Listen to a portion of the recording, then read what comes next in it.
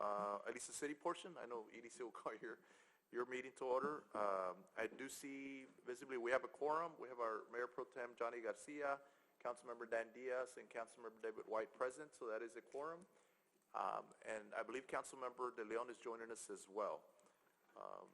Do you want to open up your meeting, or? Yes, I'd like to call this meeting of the Economic Development Council to order. It's a joint meeting, and as we also have quorum. I see 4 of my members here, excluding Sabrina Walker, Roland Gomez, President, Karen Govan, Veronica Gonzalez, Aaron Rivera, and Raul Resendez, and as well as myself. Oh, and Dan Diaz. Yeah, I was going to say, do you sit here? What side are you on today? They're not claiming me today. Yeah, and for the record, we have Councilmember Jason De Leon joining us as well. We're going to start off with prayer. I'm going to ask Mayor Pro Tem Garcia to lead us in prayer.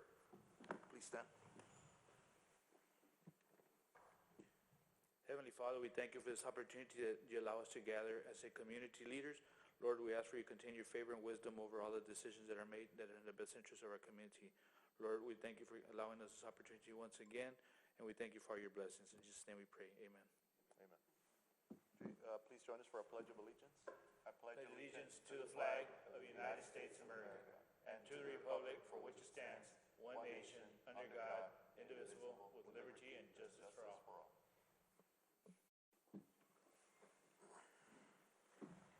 All right, item 2 on my agenda, and the city agenda is certification of public notice.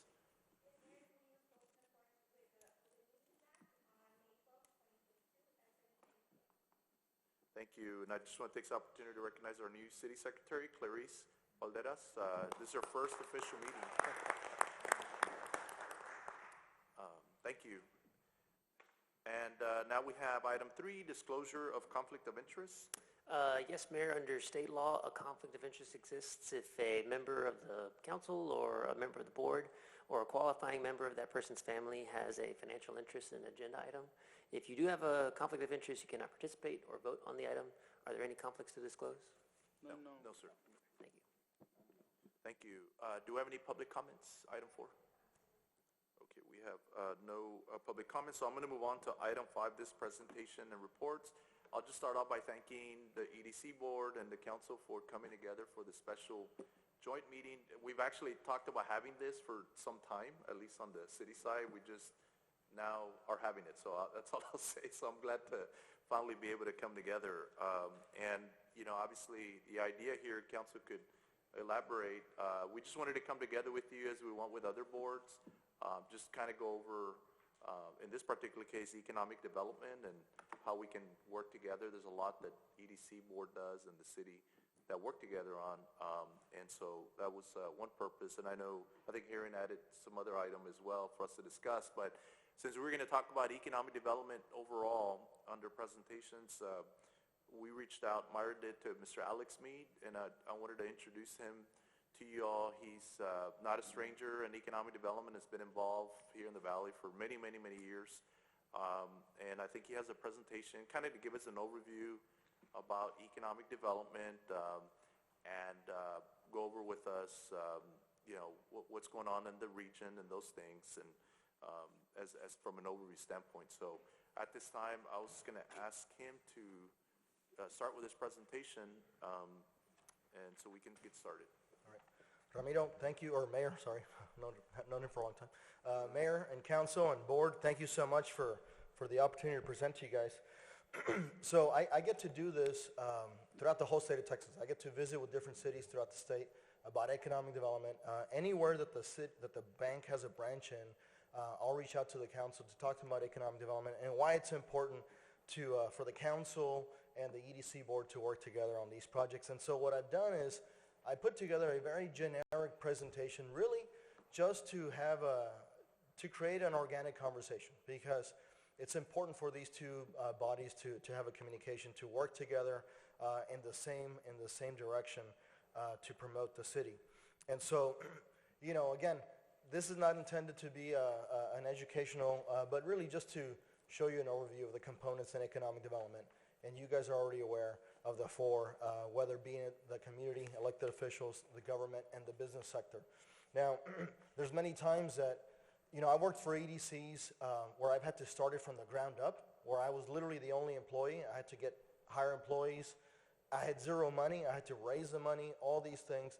And if you try to do this in a silo where you think you don't need the other partner, whether it's a business or the community or even the elected officials, you'll find that it just doesn't work that way, right? This has to be a team effort.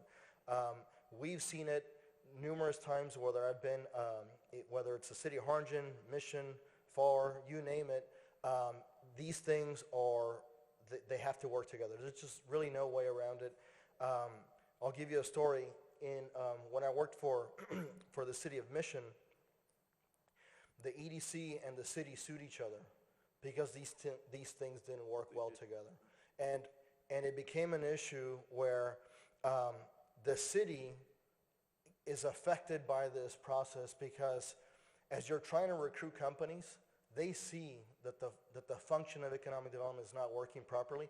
And so it creates, they become apprehensive, right? Why would I invest in your community? In fact, when I was in the city of Harlingen, a developer that I was recruiting, this is pre-Facebook, pre-social media, he calls me one day and he tells me, Alex, I'm not going to invest in your community until your mayor can get his house organized. Now I said, of course our house is organized. Well, what are you talking about? Well, what happened was the mayor at the time had taken, and the mayor and a commissioner and an EDC board member were using the letter to the editor to basically debate their points. And so every day, the first thing people would do is they'd read the letter to the editor in the Valley Morning Star, and they'd see what the rebuttal was for the mayor, the council member, the EDC board member. Now, mind you, there was no social media at the time, but everything was still online. You can go to valleymorningstar.com and you can see what the other guy was putting. And so the guy tells me this. He says, Alex, I'm not going to invest in your community for this reason. He says, I know everybody on your board and your council is for my investment into your community, but I know these two guys don't get along. And so what's going to happen is I'm going to invest in your community. I'm going to file for a permit. And not because these guys are against me, but because they're against each other, they're going to vote the opposite. One's going to vote yes, the other one's going to vote no. And by default, I'm the one stuck paying interest payments to the bank because two guys can't get along, right? And so time and time again, I've seen how these four components don't work. It really does affect the city as a whole. And so I'm glad to see that you guys are here to remedy that. Again, I don't want to lecture you guys, but this is something I've kept next to my desk, since the first time I read it when I got into economic development. And the reason why I keep it, and I even keep it now at the bank, because it fascinates me how this applies to the Valley. If you read the 3 stages, if you think about the Valley as a whole, we were an ag-based community, right? So if you look at the first stage, the factor-driven stage where it talks about how this region supported relatively low wages, right? It was a manual labor type of industry. It was ag-focused, and so that didn't allow us to recruit the high-paying jobs that we always wanted. As times moved on, right, we've become a more educated community, and so naturally we moved to the second stage. But you can literally see how stage 2 and 3, we're like 2.5 right now. And I attribute a lot of that to the university and the merger of the university, because education plays a major role in every major market. In fact, again, this is another book that I always like to quote, because this author, he argues that cities, regions, and states need to take responsibility for their own economic performance by strategically managing what is happening in their place. And again, what you guys are doing here is that, right? You're trying to get involved to manage what's happening here in the community. And there's no right or wrong. If you recruit a Dollar General, there's nothing wrong with that, right? There's nothing wrong with that, because it generates jobs, it generates sales tax. If you recruit, any business, I think, there's a value to the community. Whether it's a small business of 1 employee or a large business of 100 employees, at the end of the day, you want to create a business-friendly environment for your community. Now, one of the things this guy says is that the 3 elements that he sees in every growing region throughout the country are these 3 elements: the strong presence of government, a major university, and a strong healthcare sector. Now, if you look at these 3 things, Edinburgh has these things. Edinburgh has a strong presence of government, a major university, and a healthcare sector. Whether you look at San Diego, Chicago, UC Berkeley or whatever, you're going to find that there's a research institution, there's a strong presence of government, whether it's a city, a college, you name it, and there's a big hospital there, right? And you guys have that. In fact, I would tell Ramiro before, before he was ever elected and I was working in another city, that if I had to pick a city to be a city manager and EDC director, it'd be this city because of the fact that it's got those components. Other cities wish they had. They're building on this. They're trying to get this. You all have this already. So you already have the major components for a fast-growing region. Now, how do you grow the region, right? And this is where you guys have to make a decision on how the future is of economic development here in Edinburgh is, you guys are currently a Type A institution, right? Which a Type A, I've always compared it to, an entity that recruits manufacturing, which again, there's nothing wrong with that. The cities that I've worked at, for example, when I was in Harlingen also, they went from having a Type A to wanting a Type B. And through that process, the city went through this really, how can I say, dramatic event where you had a divided council and a divided board as to whether they should remain a Type A and adopt a Type B, and have both, basically, or abolish one and have the other. In the case of Harlingen, they have both. In the case of Brownsville, they've got both. But some cities have done away with a Type A and moved over to Type B, and the reason being is that the Type B can do everything a Type A can. Now, thinking long term, this is where you guys have to just think where you want your city to go, because what happens is the reason why some cities have remained Type A is because they like the fact that there's certain things that you can't do under Type A because they fall under a Type B type of product. But those Type B things like community development could already be done by the city, right? You want to build a park, you can do it already as a city. Now, when you have a Type B, you can actually use the funding from the Type B to pay for the park and not the city funds, which is what the argument is for those hardcore Type A board members that they like to remain focused on industrial development and not community development, because they feel that the city should focus on the community side, not on the industrial side. But in the end, the Type B can do both, and really that just comes down to the city council and the EDC board as to, can you all work well together to not basically control the funding that goes to economic development and allow it for the purpose of what's listed on here, right? And that's what I got. I mean, again, I wanted to have an organic conversation. Myra had asked me to talk about economic development in general. I'm familiar with your EDC. I'm familiar with the things that you have been doing. And I didn't want to come here with a biased opinion. I wanted to come here with just a general information, and which is the reason why I talked about both Type A and Type B. And so in the end, I've been seeing more cities transition from a Type A to a Type B only because it does allow you to do both. But in the end, there is no right or wrong answer on this. It really comes down to the council and what they want to focus on. I can tell you some of the mayors I've worked for, they tell me they don't care if it's a Type A or Type B, because at the end they control the vote, right? So, it's one of these things, how political these things can get, or how cooperative they can be to recruit companies and do what's better for the community. I've managed both, and I'll tell you this, the Type A, although it does allow for less of these things, it can move faster than the Type B, because the Type B does require for everything to get posted through a 60-day public comment period.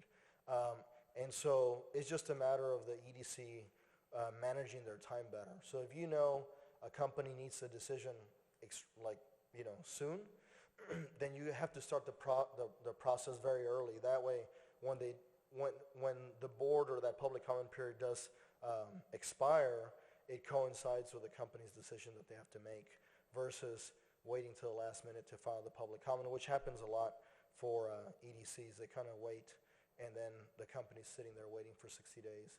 And, in that time frame, you can lose the company. But I'll entertain any questions that you guys have, or you guys can kick me out of the room.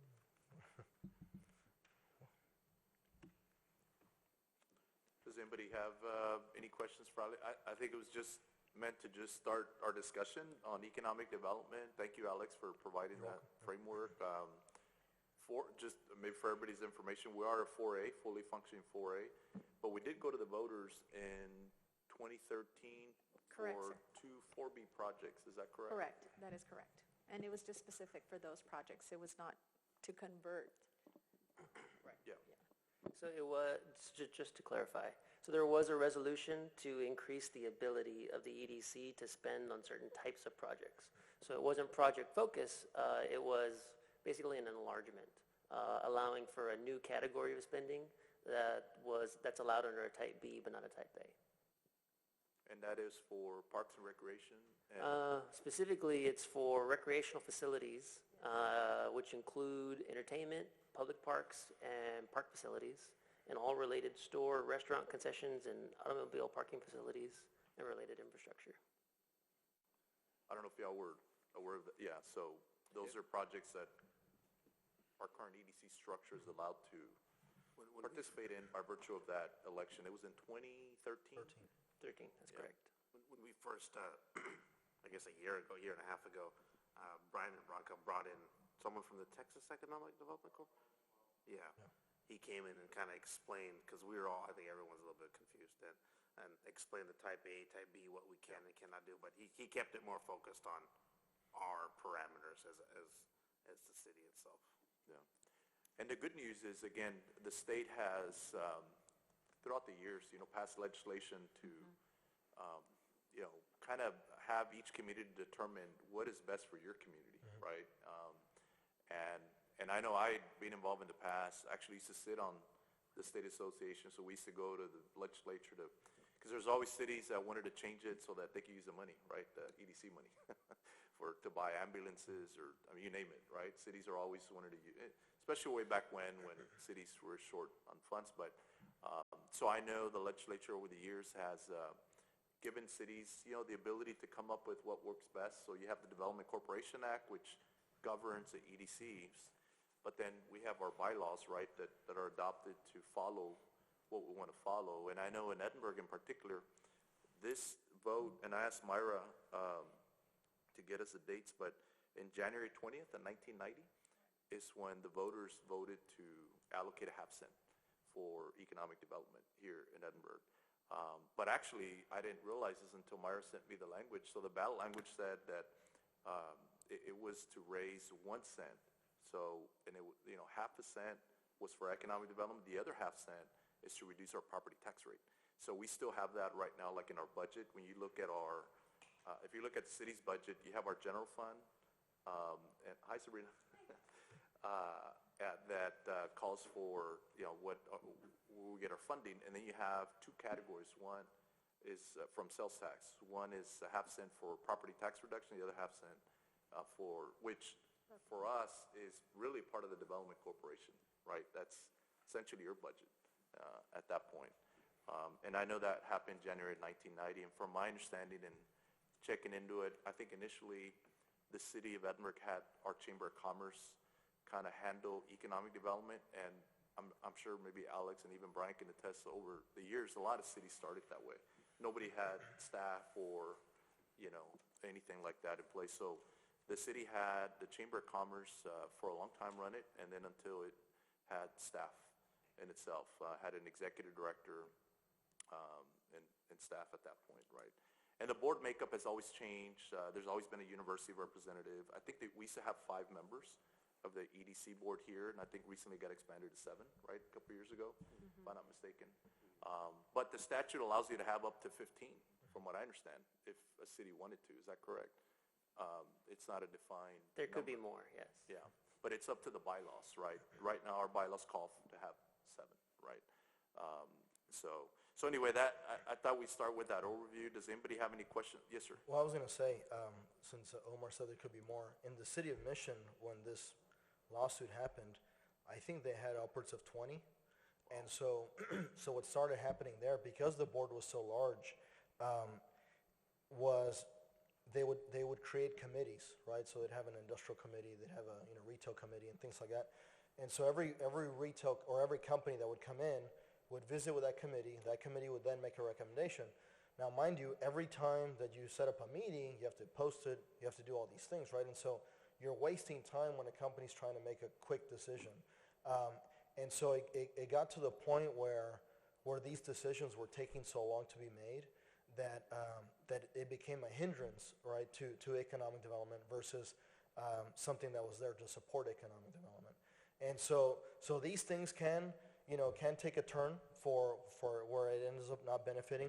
I've seen in some cities where they have two, the Type A and the Type B, and it's to the point now where both the Type A and Type B are now competing against each other because the Type A doesn't have as many projects, the Type B doesn't have as many projects, and so now you have the two directors competing with each other to try to get that project, even though they really were there to promote and do good for the community.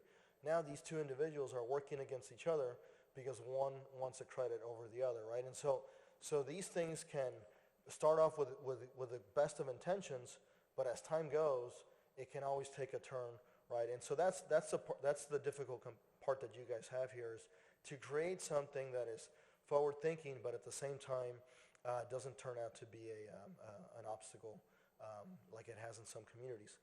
And some communities have actually just abolished the EDC, and they said we're going to keep the 2%. We have a Chapter 380 that we can issue through the city, and we'll just incentivize that way, and then just keep everything in the general fund. But again, be careful, right? Because it always comes back if you act quickly. So I'm glad you guys are having these conversations, because this is something that's I think important, specifically for a community like you all that does have the components for a fast-growing community.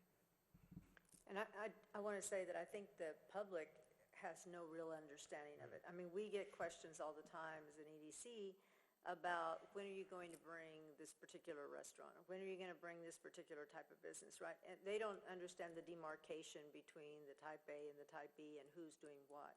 I know some of the projects we have done, some of the quality of life projects would probably fall under the Type B, but we have been given consent to do it, so a lot of the parks and stuff, and that's what they see, that's what the public sees in the media, so then they think, well, that's what y'all do.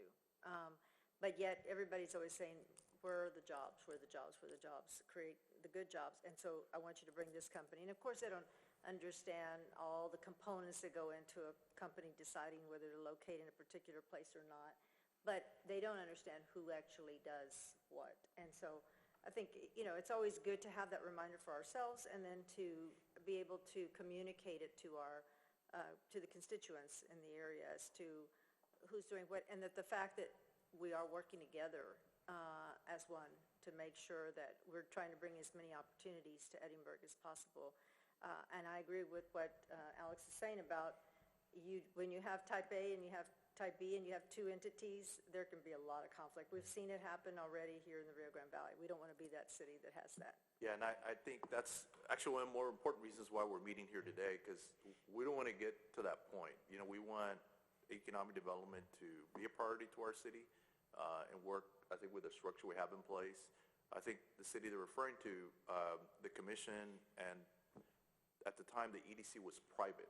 They were a private EDC board. So the city had I think they may have had a commission member sit on that. And so what happens, they became at odds. They're like, we don't agree with the EDC is funding, and the city commission at the time said, we're going to go to the voters, we're going to create our own. So they did, and so what happens, they split up the sales tax. Yeah. So the half cent that, goes 100% to you was split in half. So right now that city, half of it goes to the Type A, the EDC, and the other half goes to the other EDC they created, all because of a fight at the time, right, between them. So now you have the issue of two competing interests. You have an executive director of the Type 4B and an executive director of the 4A, and they're both trying to, we're doing this, we can't have that. You know, we all have to be on the same page, you know, working together, mainly implementing a plan that we all agree on, right? Because economic development, like Alex said, is different in every city. It's really a process of creating wealth. To some cities, getting a Waterburg in their city is all they want. That's it. All they want is like, we don't have a Waterburg, that's economic development for them, right? And, you know, we all know that for us here, we have a great responsibility right now because we have all the elements to really, you know, be the best city in the Rio Grande Valley in South Texas, you know, but we need to utilize the tools that we have to, you know, get to that point. I was gonna say, I did an economic study for a city, and I thought they were missing a lot, and so I asked the generic question, if there was anything you can have in your community, what would it be, right? And I wasn't from there, so I didn't know what they were lacking, but I could see the things that they were lacking. And unanimously, the board and the council said, we want an O'Reilly's, because we have to drive 20 miles to go get automotive parts, you know? And it was one of these towns in the, you know, oil and gas sector. And for them, that was a big deal, right? Because it was the community needed access to those things, right? And so every community is different. I'll tell you this, one of the things I've learned about economic development, and I learned it when I was in mission because I had to start it from the ground up, and that is that one of the important roles of an EDC is to create advocates within the community, right? The citizens have to see you working for them, right? And that could be by doing a small business seminar, that could be by starting a small business program, training, teaching, you know, the community, whether it's a workforce development or what have you. And if they can see you doing these things, to them it's a lot because they're not used to seeing EDCs do those things. They're used to seeing EDCs traveling to Europe, traveling to foreign countries, trying to recruit, you know, entities, and those are the things that sometimes don't provide a big return.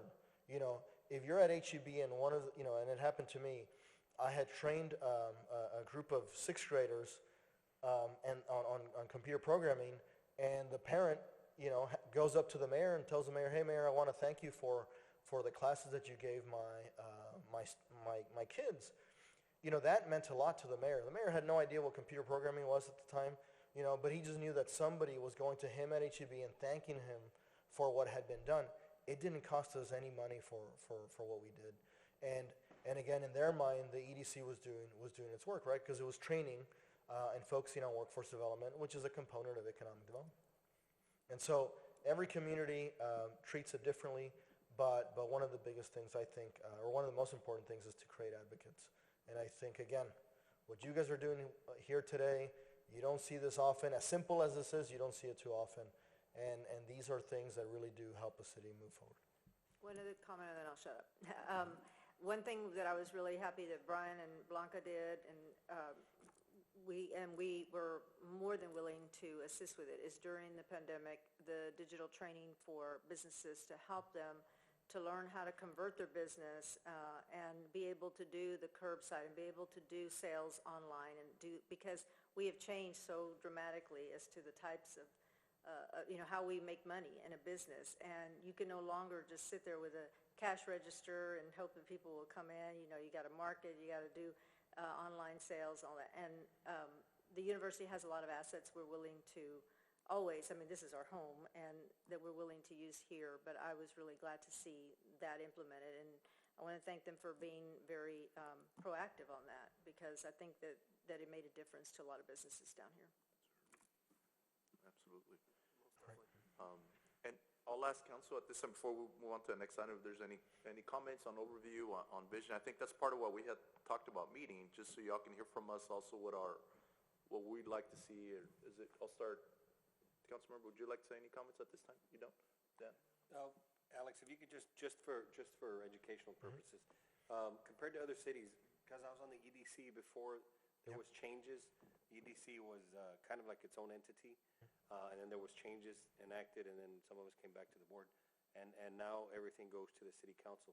Historically speaking, do most cities have that sort of setup? Absolutely. Yeah, everything has to go to the city council. I mean, basically what the city council is doing is ratifying the decision that's been made by the board. Now, I will tell you this, it's a check and balance, right? So the board can approve a budget, And if there's something that maybe they don't agree with, the council can then say, you know what, I'm not going to pass that, or I'm not going to vote in favor of it, because the incentive that is being given, or whatever the case, or the budget, the way it's being organized, can be tweaked a little better, right?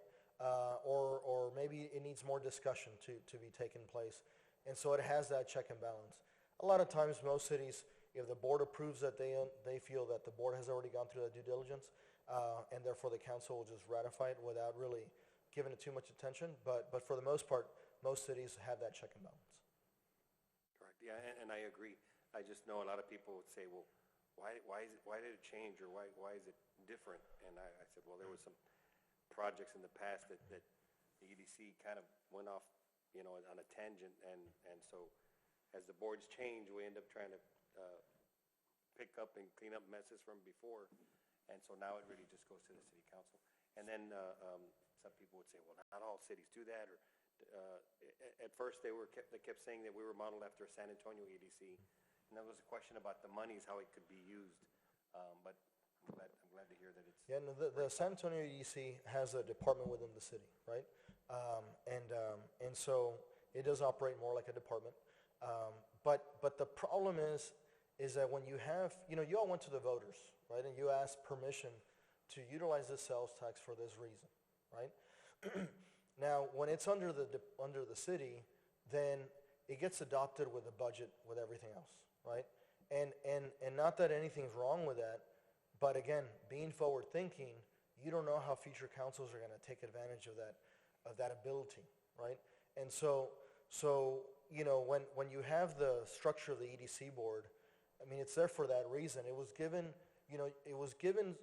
that responsibility was given to that board for the reason of doing the research, trying to recruit the companies, and bring that to the council, with the council not seeing that EDC fund as another fund that they could use for other things, right?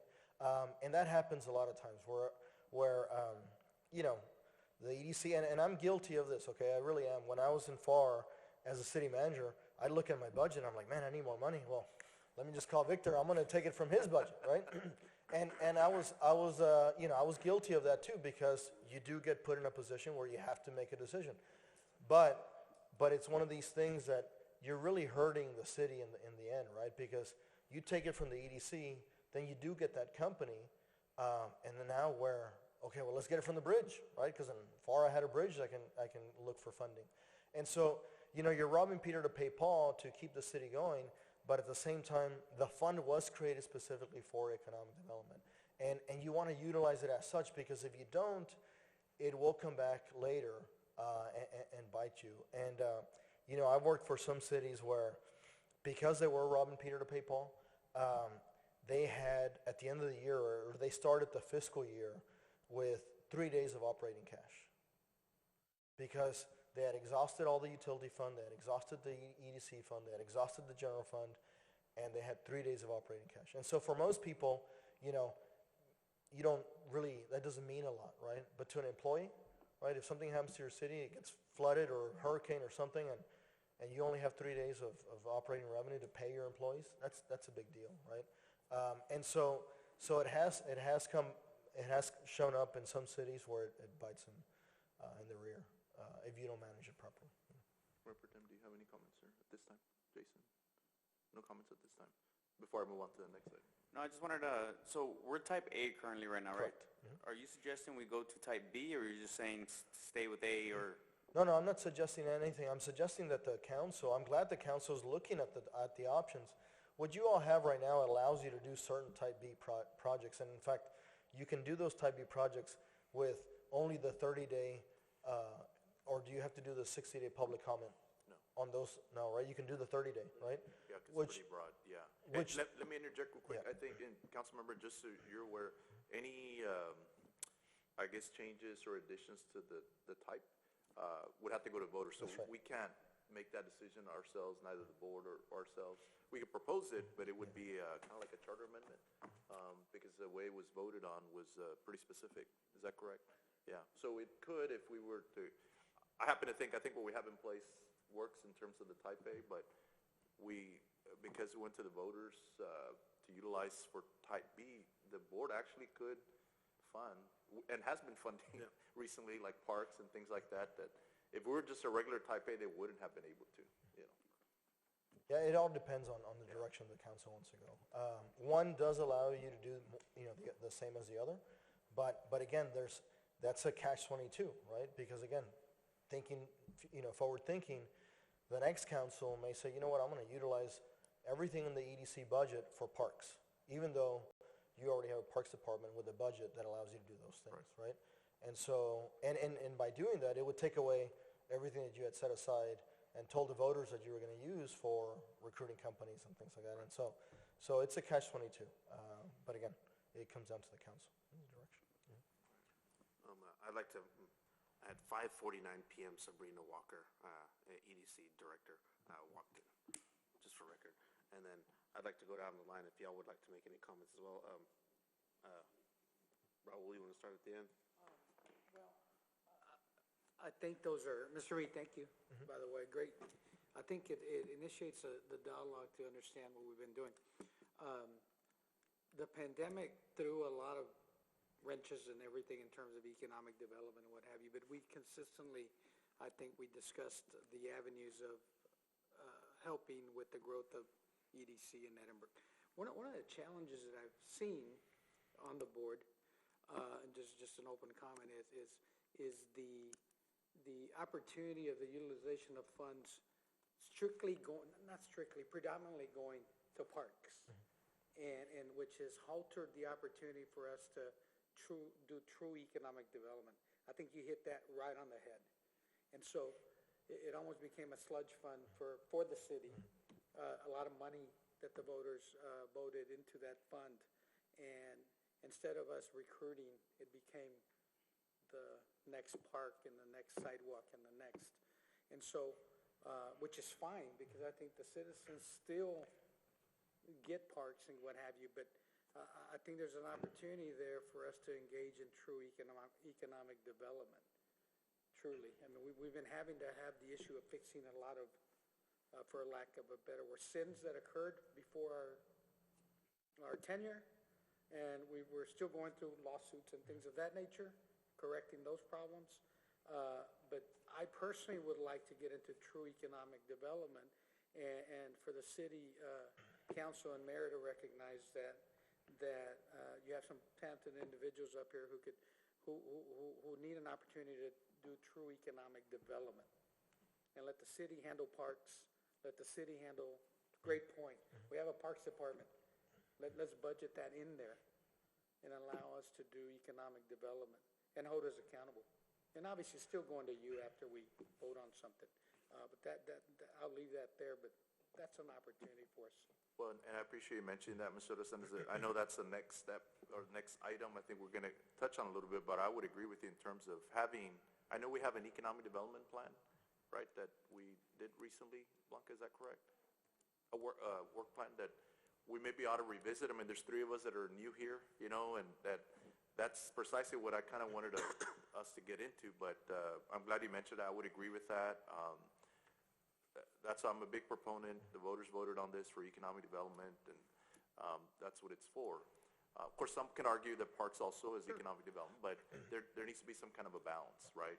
And everybody kind of agreeing on what that is. But yeah, appreciate that. And Mayor, if I may, to Mr. Arsenda's point, quality of life is a big component of economic development, right? And throughout the years, it's become even more important for economic development to have quality of life. In the past, people would travel to where the jobs were, right? Now people travel to a city and then find a job, right? So it's live first, work second. Where before it was work first, live second. And so that's the reason why throughout the years you've been seeing this transition of a lot of investment in parks, and because they feel that the more parks you have, the more improvement you're given to the quality of life. But again, quality of life is different to everybody, right? I'll give you an example. In the city of San Francisco, there was the city had money for parks, and they decided to, in this really affluent neighborhood, there was an old park that was there, and the city decided to improve this park. New swings, new slides. I mean, just a really nice park. Well, during the public comment period, everybody from the neighborhood showed up and says, "Hey, what are you doing?" Nobody here has kids, right? But it was just one of these things that they thought, well, we need to improve parks because it translates to quality of life. They changed that to a dog park because everybody had dogs, right? And so, again, quality of life is different to everybody. But I think, again, this is where the advocacy plays a big role, right? Because you get to hear, and these 4 perspectives that I showed you all, why it's so important, because you get to hear from the community what economic development is. Economic development is different to everybody. But the more you engage the community, and really, I'm not saying go do a survey of every single person, but get a sample of the community, whether it's through the chamber, whether it's through the university, or the major stakeholders in the city, get an idea of where they would like to go and use that to create a plan moving forward. Mayor? Alex? Aaron Rivera, I have a question. With regards to the type of classifications that surrounding cities have in our area, I know that we don't have a bridge like FAR does or McAllen or Mission, Right. but I think that one of our strong points is that we have a lot of open land available that some of these cities don't. And I think that our trajectory has been such in the last couple of years, at least since I've been on this board, as to wanting to bring in those big businesses from up north and offer the land that we have. My question is this. We're competing against these cities that I think we're doing a very good job with, despite the fact that we lack a bridge, like Brownsville does and like McAllen.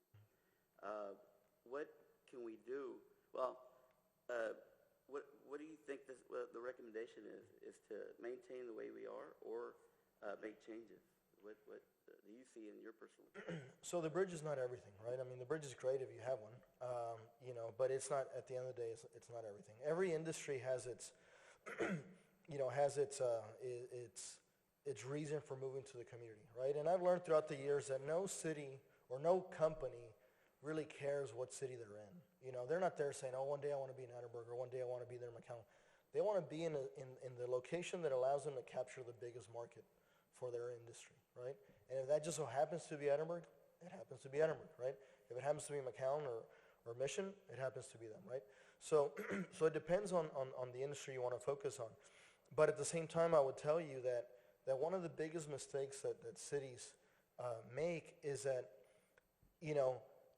it's sexy to recruit a company from outside of the region, right? It really is, right? To be able to say you recruit a company from Chicago, a company from New York, from Dallas, California, it's really cool to say that. And I've been able to say that I've done that, right? So you do get a lot of credibility. But at the same time, there's just a lot of opportunity here that you can work with to recruit, right? And so, I'll give you guys an example. Whenever I was in the city of Mission, again, I had to think outside the box because I was coming into an organization with no employees, no money, nothing, right? And so I had to wait for the council to approve my budget and all these things. And so because I needed money, I needed to figure out how to use the money that I had.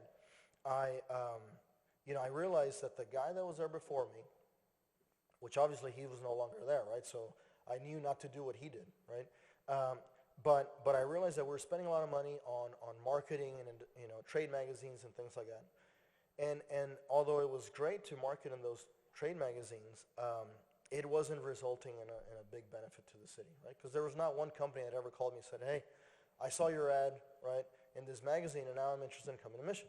But I did notice that a lot of the companies that were located along the border were from Michigan. Now everybody assumes that they're all related to automotive, but they're more electronic, right? They make electronic components that do affect automotive, but they also affect home appliances and things like that. And so anyway, the 2 states that a lot of these companies were based out of was Michigan and California. And so I called the Detroit Chamber. First, I figured out how much money I was spending in magazines, and we were spending so much money. I called the Detroit Chamber, and I said, what is the top membership that you can possibly get to be a member of your chamber? Now, the Detroit Chamber of Commerce has both the EDC and the chamber, and so the chamber is motivated by getting new members, right? So right away, they tell me, it's $7,000. I was spending way much more than that on a magazine, okay? So for $7,000, they were going to put my logo on their lobby, because they did that for every company, every member of the chamber. Now on the EDC side, they're motivated by recruiting companies, right? And so they were a little skeptical as to why an EDC would want to buy a chamber membership in Detroit. And in the end, what it allowed me to do after I convinced them is that it allowed me to be at the table of that chamber, not with the regional presidents of these companies that are here in Reynosa and Matamoros, but with the president of the company that attends the chamber in Detroit, right? And for $7,000, I could at least come back to the board and say, look, I got all these business cards from all these companies that I spoke to, and I couldn't do that with an ad in a magazine, right? And I tell you all that because, you know, it was one of these things that you know, you have to think that way, right, if you want to recruit in a certain industry. And again, there's no right or wrong answer, right? Just because FAR, Brownsville, and Mission have a bridge doesn't mean that it allows them to recruit other things. You have a lot of assets in the city of Edinburgh, and really accepting the fact that these are assets that can lead to more things, I think is one thing that most cities have a hard time with, because they're so busy looking at what the other communities are doing that they forget that, you know what, we have the largest hospital in the whole entire Rio Grande Valley right here, right? We do generate some of the highest paying jobs in the entire region, and the highest paying jobs are in the healthcare sector, right? And why don't we focus on recruiting or expanding healthcare or the university? And so, you know, in many communities that I will work for, and I would always argue with other EDC directors when they would say, we have to focus on manufacturing. Well, when you talk about manufacturing, although it does create a lot of jobs in the region, you know, the Valley's done a really good job about promoting manufacturing, but we've done it in a way that we say we have low wages, right? Well, low wages translates to low education, because you're not going to pay somebody with a 4-year degree a low wage, right? You're going to pay somebody with no degree a low wage. So we've done such a good job of promoting the region having low wages that we've almost shot ourselves in the foot, because we literally have told everybody in the country, come to the Valley, we have low wages, which translates to low education, right? And so I think you guys have an advantage where you actually have an employer that creates high wages, not the low wages, you know, and so focusing on those things. But again, not all manufacturing equals to low wages, right? I mean, there's advanced manufacturing, which I think Edinburgh has a lot of opportunity in, and whether it uses the bridge or doesn't use the bridge. I mean, the bridge is really just a gateway. It's a thoroughfare, right? And you have a lot of investment that is coming from Mexico here, and it's just leaving, right? So how do we capture that investment before it leaves the region? I think that's the opportunity you have, you know, without having a bridge. Yeah, and Ronnie, I just want to mention, so your statement of we don't have a bridge, well, there's going to be 2 drop points from the border that's going to loop around. It's going to connect to our I-69 in Edinburgh. So we'll have a direct access. And like Mr. Mead said, we have to think ahead and provide for that traffic, and so that they don't get on the expressway and keep going to Houston to move items. We've got a plan for that. And I think that's what I was saying was that despite that we don't have one, I think that we're way on our well.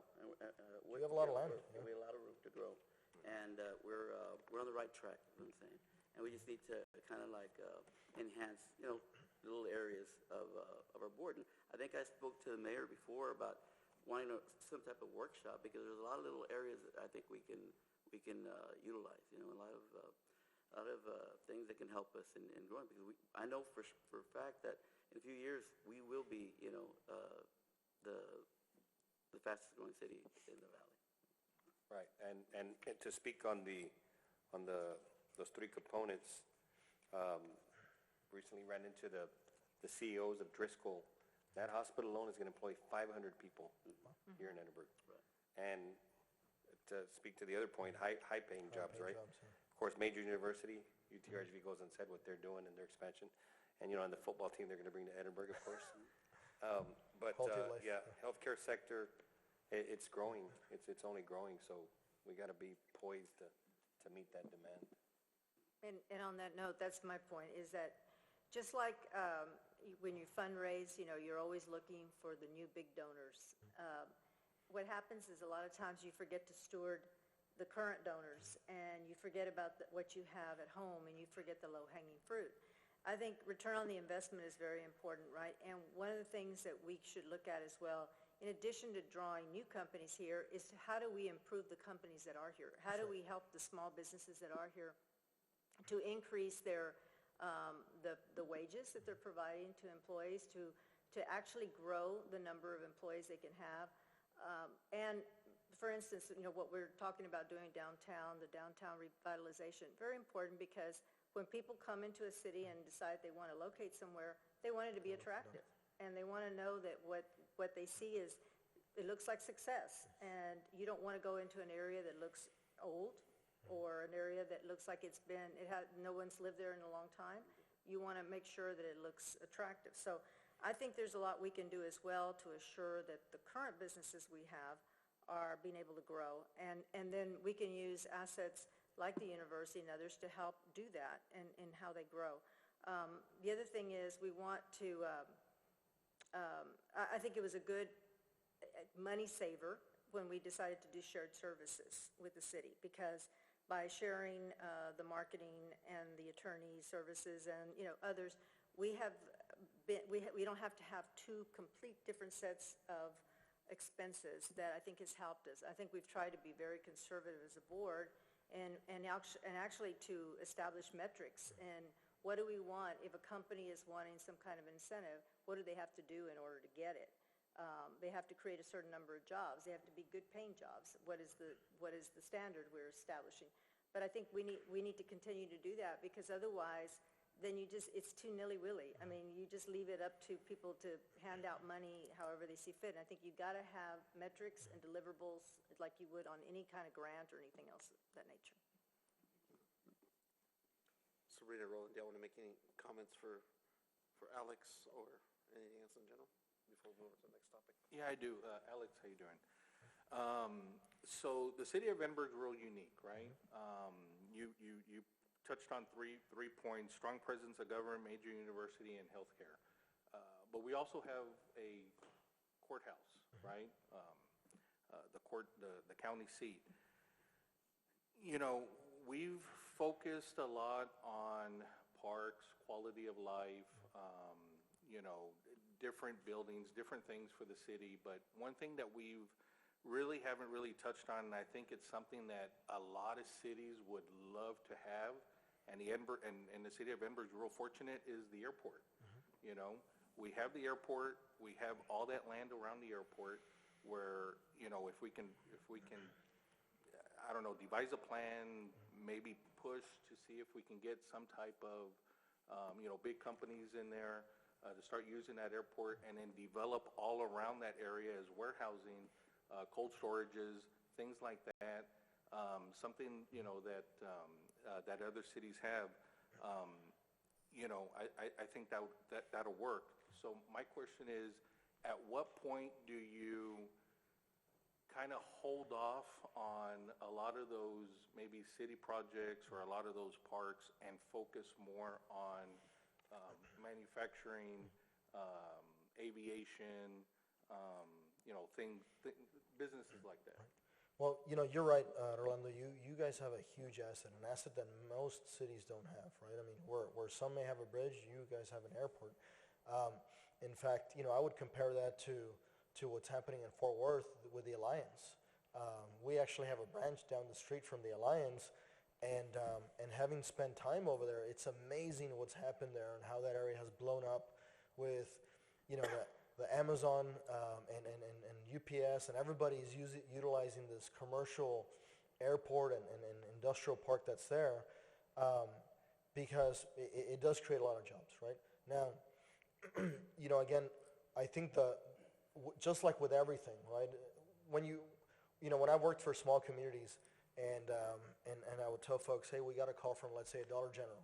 The council say, well, I don't want to talk to Dollar General. Well, you need a Dollar General before you get to the Target, right? Because these retailers measure sales by square foot, and so you need to have that sales per square foot from any retailer so they can know how they're going to compare for the bigger box, right? And the same thing with the airport. I think kind of, as we've mentioned before, working with the local developers that you have here, that's what I would do. I'd work with the local developers because you have a lot of developers that are here in the Rio Grande Valley. You don't need to sell them on the valley. You don't. You know, I learned that if I was going to get an investor to come in to the city that I was working for, I needed to visit them at least 3 times before I ever invited them to come here. Because I needed to educate them, not even on the city that I was working for, but educate them on the entire region before I ever invited them to come down here. Because what happened a lot of times is that I would invite them on the first trip, they'd come here, and they'd say, oh, I didn't know you guys had this, or I didn't know you guys had that. Let me go back to my office and kind of recalibrate, and then I'll see what I can do. Well, they never come back, right? So it's better for you to educate them on the region and everything you have. But when you have Valley folks, and you have a lot of Valley developers that can do things and are looking for industrial opportunities, I would focus on those, because once you convince those, then the other guys are going to look at how they're performing, and they'll look at investing in the region as well, or in the city. But I would start, again, it's not as sexy, right, as saying you recruited a big company, right, Flora Daniels or what have you, but you know, it's still good to have the local developer, you know, with 100,000 square feet, 200,000 square feet of industrial space, because from there, it's only going to go up, right? Yeah, and Roland, I know I could, just from my standpoint, and Dan and Jason can speak, I know they're just coming on board too. Yeah, I'm not sure, I guess, what the directive was prior in terms of parks and all that. I do know, I can tell you from my standpoint, I would like the EDC funds to be used for economic development. That just, not only is it my background, I just believe in that, and that's what it's for. But, you know, I think, to me, that's why it's important that we have some kind of a plan, I would say at least over 5 years, so that every year, when we approve our budget, that's when we deliberate these things, right? I mean, we're about to start the budget process this summer. So that's when we could say, okay, where are we at in our plan, you know? And Edinburgh 2040, as y'all know, that's part of what that is. You know, it's defining, it's going to be our guide. And that we all agree, okay, what it is that we're going to focus on, so that every year we know where we're working towards. And there's no surprises like, hey, EDC, we're short on this funding over here for, I'm not going to push, I can't speak for all these gentlemen up here, but we got to stick to some kind of a plan that's going to maximize the resources that we have and bring in investment and opportunities. I mean, that's what I see EDC for. I know we're able to utilize it for all those 4B, and there may be opportunities in the future to work on some things, but we've got to prioritize, you know, economic development, so. And it's, you know, it's difficult to measure, right? Because you have, you know, we've talked about how, you know, when we recruit a company and the number of jobs, there's no guarantee that the jobs that those people are going to be working are going to be from Edinburgh. In fact, I remember one time there was a call center in McAllen, and if you all know Mayor Darling, you know, he's, you know, in his very comical self, walks in and he says, okay, everybody, raise your hand if you're from McAllen. And there was like 3 people that raised their hand. Everybody else was from Donna, San Juan, Alamo, you know, Mission, Far, Edinburgh. And so, you know, they created a company, it's great, but the jobs weren't, you know, they're not spending their money here, they're going home to their city. Now, the city was benefiting from the investment, right, because there was the property tax and all these things. So, you know, economic development is hard to measure when you base it on one thing. And so, you know, in my experience, and I've been doing economic development for about 20 years, I've learned to measure it on the investment, and it just so happens that there's jobs that are created, because the public, if a company says they're going to invest $10 million, right, and they pass by the building and they see a building, they're like, man, it looks about $10 million. But when you say you're going to create 100 jobs, all it takes is one public information request from, or you get a copy of the documentation they're sending to Texas Workforce Commission, and it just so happens at the time there's 99 jobs, right? Well, the title or the heading on the newspaper is going to say, you know, city recruits this or incentivizes this company for 100 jobs, but falls short, right? Or doesn't generate, like it happened one time. You know, city recruits this company, but company doesn't meet their end of the bargain, even though it was just one job. But it was a true statement by the paper, right? It was a true statement by the paper. But it puts the board and the council in a position where if you measure it by an investment, it's easier to measure because you can actually see a receipt, right? The jobs fluctuate, right? You may have a season like in manufacturing where they hire a lot of people, and then in the summer, they're doing maintenance on all their machines, and so they let go of a few people, right? And so it's really difficult to measure economic development, but the one thing that I think you do have to pay attention to, that for every dollar you spend economic development, you have to get it back somehow, right? Whether it's through a sales tax or even through the property tax. It won't go strictly for the EDC, but it does go to the city, and it creates a benefit for the city, right? Sabrina, do you have any comments? No? I had one comment, Yeah. and then we'll let you go. I love this stuff, so I'll stay here as long as you guys want. Just kind of like tying everything to everybody together. One of the main points I heard was like ROI. How do most cities calculate the ROI? Because I know jobs is something that every city wants. And you might be the first person I heard to say that, that's, Mayor Darling raising his hand. Yeah. So how do other cities, do you think, can measure the ROI, and what's a better way of doing it? Again, it's one of these things that you all have to determine how you want to measure that, right? Because, again, the cities that I worked for, when I was in the city of Harlingen, it just so happened that the day that I started, I was hired to recruit industrial and healthcare because we had Valley Baptist, right? But on the day that I started, the city of Mercedes announced that they had just recruited the outlet mall in Mercedes, right? So all of a sudden, the mayor tells me, you need to focus on retail, scratch industrial development, right? Scratch healthcare development, and focus on retail. And first he tells me, I want you to take that outlet mall from Mercedes and bring it here. Well, you can't do that because they had already bought the land, right? And so he literally says, well, then fine, then focus on something else like a Bass Pro Shop, right? Well, I don't hunt or fish. At the time, I didn't know what a Bass Pro Shop was. But I became obsessed with Bass Pro Shop. And we ended up obviously getting it done. But the deal was that was easy to measure because of the retail sales tax, right? We're going to invest, and we're going to give them an incentive that was based on what they generated. They were going to get 2% of what they generated, right? So that was easy to measure. If they generated $1, they get 2% of that, right? If they generate no money, they get nothing, right? When you get into the industrial side, it's a little tougher because you do have to measure it based on jobs, really. That's what we're going after, is those jobs on the industrial side. Retail doesn't pay high, and industrial, in some cases it does pay high, in some cases it doesn't pay high. But that's why I would focus on the investment, right? Because industrial does have a big investment. In fact, I'll never forget, I was in the city of Mission. We had 70 acres in the industrial park, and South Texas Health System was coming to build a little emergency ER, FED, what they call a freestanding ED. And next to that was an industrial plant that was going to be about 100,000 square feet. That little ER was going to create a higher investment and higher paying jobs than the 100,000 square foot plant that was going to basically bring in steel through rail and mold it for electronic appliances, like the back of the fridge that keeps all the components in, right? But again, the community wanted the 100 jobs versus the 20, right? Even though those 20 jobs were going to be paying $25 an hour, and the 100 jobs were going to be paying $9 an hour. It was just one of these things that the community felt like there was value, right, in having the quantity versus the higher wage. In the end, we recruited both of them, but it really just comes down to what the city and how they want to measure it.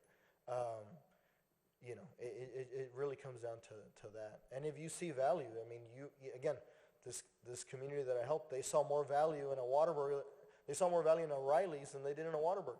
Right? Again, it was exclusive to that city. That's how they valued it, and they placed more return on investment on that end than they did in retail. I think, to me, Aaron, it goes back to a plan that we have, whether it's going to be targeted industries, whether it fits within those targets, that they get more of a incentive, or, I think it goes back to defining what we want to have in place, to be able to measure, whatever funds are appropriated, so. I definitely agree with that. All right, is there any other questions for Alex before we let him go? I know this is under the presentation overview. Anybody else? All right, guys, thank No, you. thank you, All right, Alex, thank you so much, I appreciate you. it.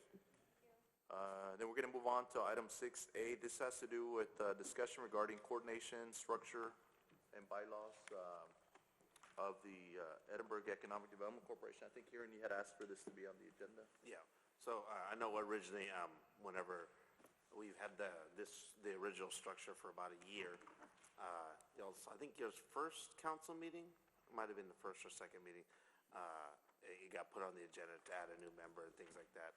And the bylaws were changed, and I think we all discussed it afterwards, that, hey, you know what, it was not a temporary fix, but like, we fixed it because it was there and something needed to be done, and then we would discuss it at a later date. So, it took a little bit longer than I think all of us wanted, but now is a later date. So, we made it a little bit more general to see if anybody else had any more bylaw changes, what they wanted to do, things that they would like to see changed, et cetera. So, I don't know if you guys want to go first one by one, and then, or we would go, or like a, It's up to you. I mean, you can go ahead, and then Yeah, for sure. I'll ask council if they have any questions. But I will tell you, I think, on that item, it had to do, I think Councilmember Diaz was serving on the EDC. Your bylaws didn't allow for an elected official correct. to serve. And so we, at least from my standpoint, I wanted to make sure there was some kind of council participation. And since he was already there, I just favored him continue being there so there could be a link between the board and the council. At least since I've been involved with the city, there's always been an elected official on the board. Previously, it had been the mayor, actually. Yeah. Had always been the mayor. But this allows for there to be, council, some dialogue between the council and the board, so that as the council looks at items, we're not looking at all brand new. There's somebody on the council that is familiar, with, at least from my standpoint, that's how I saw that. But obviously, that's what triggered a bylaw change, because the bylaws didn't allow for that. And so, but yeah, at least from my standpoint, I know that what was behind. And it was actually, it was the first meeting because we had just gotten elected, so technically he had to come off, the board, right? That Because of created the bylaws. that created the opening. And I remember, and for the record, I was like, hey, guys, it doesn't have to be me, it could be anyone else. But, we had just gotten on, and the talk was just continuity, and then we can revisit it later. So I guess, for anybody who didn't see my meeting that day, I liked the old structure, or the newest structure, because they sent an application process out. All the citizens who got to apply, everybody met a certain kind of bucket, and then council discussed it, I believe in open session, and chose everyone individually. So I like the process going through and being very open, transparent. I know there was an aura of it's not transparent, everything's cloak and dagger, even though it was public. All the meetings were in public, but you know how that goes. So that's the way I liked it, and I like that it was all citizens and unelected officials that get reaffirmed and re-vetted by officials who have been elected. I like the whole, if anybody were ever to ask the process, hey, you know what, you had 5 unelected people vetted with staff, and then it went to all of our elected officials, and they also liked it. So no one could ever come back and say, hey, you know what, y'all did this, y'all did anything inappropriately or whatever. And that's the reason that I liked the old structure. And nothing to say bad about Dan. He was a great EDC board member, still is.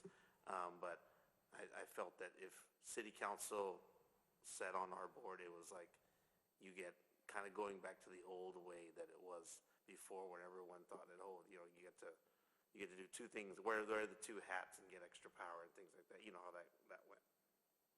That was my main thoughts on that one. Sure. And I don't think anything's changed. It's really just because Dan was on your board, and so he continues being on your board. But I actually really believe, I don't know how the rest of the council feels, that we got to have somebody on council. Every city has an elected official almost on their board. As a matter of fact, FAR has their whole commission. I think, not against it, that's how they wish to handle economic development. But it's important for that, again, communication, when items come before us, that, Dan has at least that background to kind of help provide that gap, perhaps, in information. And I think from that standpoint, I think it's okay. I don't know how everybody else feels, but that's why I favored it. He was already serving there, and I just thought that it was, from one side, okay, he just got elected, great, gets to serve the city council, but then he had to step off. And I wanted to make sure we had a connection between the EDC and the council, so. Yeah, and that structure here in, that new structure where we all got, I was one of the ones vetted, right? And I don't even know who nominated me. I don't know, I didn't even know the process. I just got called one day that I was back on the board because I was on it before, but then the entire city council went to the EDC at one time, and the whole board was restructured, and then all of us came back on. Yeah, that's when I remember the very first meeting to find out that the entire structure had changed, where it was more like an advisory council. Right. And of course, it was a completely different process. Yeah, right now, I think Omar can speak to this. I mean, the board's really an advisory right now. It's very different than the powers and authorities, I guess it once had. Yeah, once had where the board appointed an executive director, right? There's not an executive director right now, is that correct? Of the board? That's correct, yeah, That there's not a runs the separate day-to-day operations of the city. executive director. And so there's an agreement with the city to run economic development. You know, Ms. Blanca is the director, and Brian also helps overseas, right? But at the end, they all fall under city manager right now. I'm not saying whether that's good or not, I'm just saying that's the structure right now, because they report to city manager. And in my opinion, having served in both, I think that's a lot to have under a city manager. That's just my opinion. I've done both roles. I can't imagine having to, weigh both. When I first got appointed city manager, I was asked by the council at the time, we want you to handle both, and I said no. I said, there's too much day-to-day operation for the city. I mean, it's tough. It could work. I'm not saying it can't work. It can. It's just, I think, quite a bit for one person. Whereas most of the cities, and I know Alex already left, most cities have an executive director that reports to you. I think a lot of questions y'all have is because there's not an executive director. The staff you have reports to the city manager. You know what I mean? So they work for the city employees. I'm not saying it's a bad thing. It's just what we have right now. Most EDC boards, you have an executive director who reports directly to y'all. Y'all hire and fire that executive director, right, who in turn hires staff. That's how most cities are structured. San Antonio is structured differently because they're funded from the general fund. They're not funded from the half-cent sales tax. In this case, this is from the sales tax. But I think the structure that we have in place, going back to the presentation, I think it's a good one, a 4A, the board. But right now you're on an advisory, meaning it doesn't have the same power and authority that it once had. Mainly being you get to hire and fire an executive director, right? And you all essentially govern your meetings. You don't have to go to city manager to, hey, is this day okay for us to meet? Is it, it's operated, by the corporation, But I will speak for Brian Blanca. Y'all have done a very good job. I know it was all new structure and things like that, but they keep us pretty well informed. Blanca, I don't know if anybody's been to her office recently. She has everything. Really, I got it in construction terms, so I understand how her chart works. So I don't know how much work has to fall onto Myra as well, but I like it. Like we have a lot of one-on-one, in that structure side. Like, so I never felt like we didn't have our own executive director in that sense. Right. No, and I think the staff is doing a good job. I think we're just talking about the structure itself. The board and how it works right now with the council. But I think the bylaws were changed maybe a couple years ago. That's right, in 2020? 2020. Right. Yeah. When those bylaws were changed. There's been a couple of iterations, though. So, for example, in 2015, there was a bylaws change. In 2017, there was another one. And then in 2020 was the most recent, fundamental change. And then, obviously, the new council had a few changes when they came in. So there's been different changes. The most recent one, the most recent fundamental one in 2020, going directly to what you were mentioning, the main difference, it's a big difference, but the main difference is that you're right, the EDC does not have its own staff anymore, whereas prior to that change, it had its own executive director, its own accountant, its own legal representation, its own everything. But the idea and the change was to provide the services, the administrative services at least, from the city. And so that's done contractually. So every year, the EDC and the city enter into an agreement so that the city staff provides those administrative services to the EDC. But just to be clear, it is still its own entity. It's its own board. It is independent. It makes its own decisions. Those decisions have to be ratified by the city council. Prior to the most recent bylaws change, it was a wide array of decisions that needed to be ratified, but that's been pared down essentially to just financial decisions that have to be ratified by the city council. But it still operates independently, essentially, because that's been the setup as a result of the resolution that was passed by the voters when it was originally created, and that's continued and still continues today. So for me, just so I can clearly have it in my mind, this board is still a governing board. We just have to have things ratified. And then in section 5.04, we have an advisory board that we can call, which is like the chamber members or others, right? Yeah, yes, you're right about there. Yeah, so it is a governing body created by state law, right? There are state laws that apply to you all as a board. Very similarly to the city has a planning and zoning commission, right? That is also a state law entity that the city appoints board members to. So it's similar in structure to that. The bylaws allow for the 7 members of the board to appoint additional, essentially ex officio members who wouldn't have voting rights, but they can attend meetings regularly, they can attend executive session, and those, for example, are people like from the chamber or others that the board would think it'd be important to have. Or council, I guess, against the council. I believe I served one time as one of meetings as a... So actually, under the bylaws, all city council members are ex officio members automatically, and council members can attend any I meetings guess and that's just going executive back sessions as well. what Aaron was saying is about probably going back to the old way, is if we can still serve there as, but just be non-voting members, I guess. But y'all can still discuss what y'all want. Am I reading this Now, wrong? I know 2 years ago, it was changed. I know Councilman Garcia and Councilman White were on were on the council at that time. Why were the changes made, and do you all feel like it's time to go back, or because it just happened like 2 years ago? So what is y'all's mindset on that? Exactly why it was changed, I couldn't tell you 100% why, but I think it was to restructure the board that was there at the time. So I don't remember us even having a meeting. We just bid ourselves to the board until such time as we came back and reorganized the board that's here today. What really came down to it. Well, I don't remember a meeting. Did we even have a meeting? No. Yeah, I think in talking to our former city manager, he mentioned to me, council member, that there was actually no staff of the EDC. Is that correct, Omar? That's correct. I think when he came on board, so part of the changes were to, make sure that the city staffed the economic development, right? Because there was that period of time where the EDC board had no staff, and at the time, they were structured to have an executive director. There was, for whatever reason, there was no staff.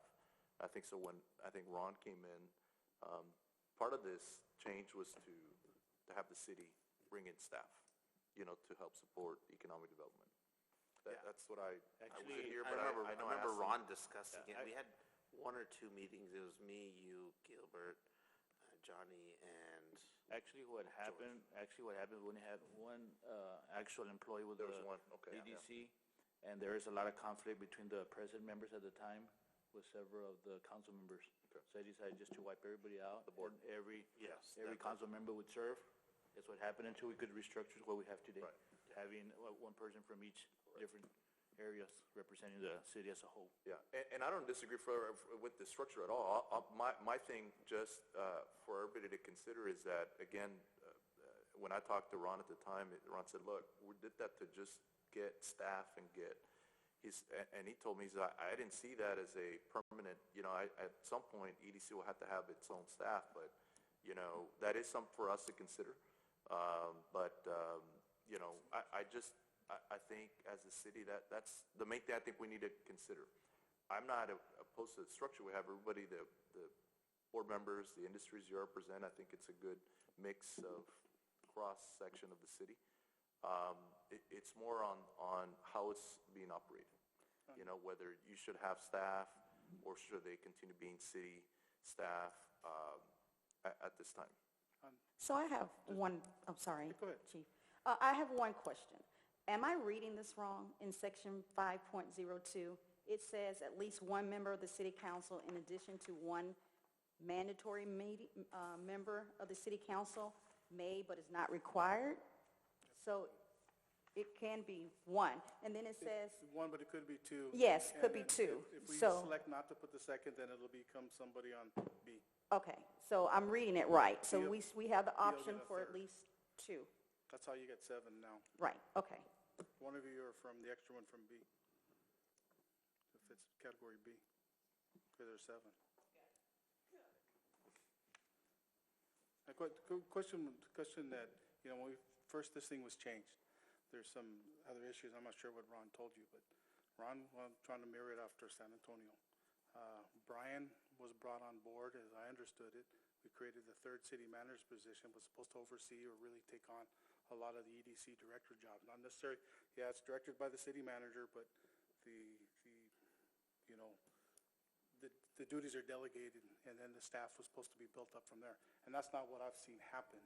And I think that's probably what some of your frustrations are. Who's that person you lean to and you run to as a committee? And we talked about, I don't remember who it was that jumps on the plane and takes off to go somewhere. And that's what we're missing right now. So there's a quasi change in here I wouldn't mind going back to. But when everybody keeps talking about going back to the past, there's a bunch of pasts in the way this thing was structured. So you'd have to, you know, don't necessarily going back to the past. You need to take the best of all the ones that we've had and try to fix it and create it. There's some issues, you know, personally, I don't think we get enough information from the EDC board. I don't know exactly where you're headed or what you're trying to get. I think you're probably lacking some direction from the council since I've been here, exactly what we want you to do or where we'd like to focus, like for you all ahead. You know, that's probably absent on our side, but we have a change in government right now.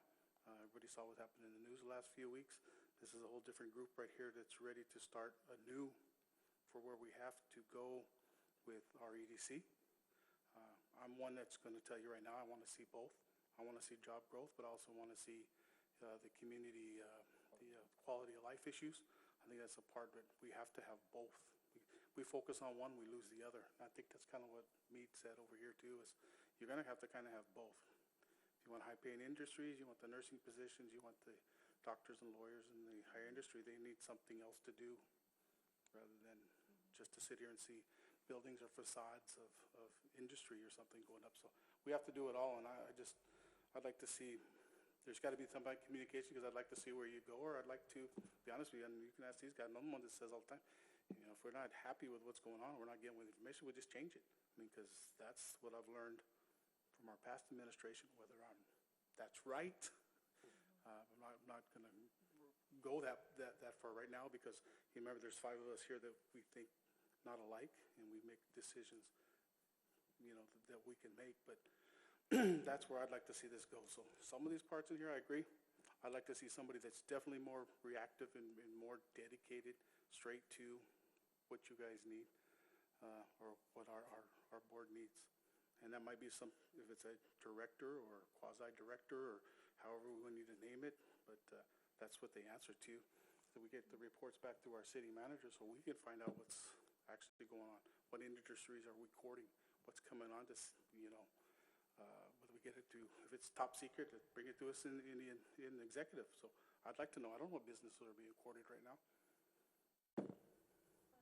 One more thing. When we did the retreat at the Birding Center, what were the priorities that we outlined as a board? Do you recall? Because I don't. But I know we had a group. Downtown, Downtown, airport. industrial park. Yeah, industrial park, airport. Those are the top 3 I wasn't in the ER that day, but I remember when we got back, I was like, those were my 3 goals from day one. I just don't From the think we saw a plan that came out as a result of that meeting. I mean, there were a lot of ideas thrown out, but as far as somebody actually pulling it together, and that, I agree with Commissioner White, with what you're saying, Councilman, that, you know, if you have one person, because you pull them too many directions, they can't do a great, you know, job here and a great job there. They got to be able to have a focus, right? And so you want to have, but at the same time, you also don't want to spend a lot of money unnecessarily on some services that can be shared. But it would be, you know, great that you have, okay, these are the plans that came out as a result. Here is the strategic plan. This is what we're going to follow. These are the metrics. You know, this is where we're at. Those kind of things. Yeah, the idea, and thank you for bringing that up. I think just from my standpoint, I'm not talking about complete detachment. Well, I'd like financially for us to continue administering the finances, HR. I mean, it only makes sense. Why are we going to duplicate or have y'all, I mean, it doesn't make any sense, you know? Yeah. I think it's more on operationally, like as your board, you have your plan. Who's going to implement it 100% of the time? Yeah, because I we're mean, all volunteers. you know, I mean, we all have day jobs, so you yeah. want somebody that's dedicated full-time. Right. Not to say, again, our staff, I think is doing great. They It almost like, right now, it's not, we're almost talking about this as like, oh, there's an issue. That's not why it's No. been brought up. This has only been brought up structurally, just from a staff standpoint, whether they continue being city or maybe fall directly under you. If you look at all the EDCs in the region right now, they all have an executive director, all have their staff for the most part. Some are tied in with the city in some way. But I think going back to, I don't want to say we want to go back, what do we want to come up with? I mean, I don't, because that's getting into politics. I don't want to get into, that's not what we're here. Okay, we're going to go back. There's no going back to it. This is whatever we all agree on. That's what we would move forward on. That's just important for me to get y'all's feedback, because you're there. You're the board. You guys are volunteering. It's important to get your input, you know, what we should have in place. I mean, I've heard comments about you're not able to do true economic development. Well, I have an issue with that because you should be able to do economic development. You know what I mean? I mean, for whatever reason, so how can we get there? You know, but I agree with Councilmember White. We can't lose sight of quality of life. If there's something we can work together on, but there's got to be a priority of, you know, recruitment and then retention for sure. You know, and I know we'll work on that, but that way it's directly coming from you. And then we're still going to be involved nonetheless, right? The city it's just, you know, having it focused on as a high priority for y'all.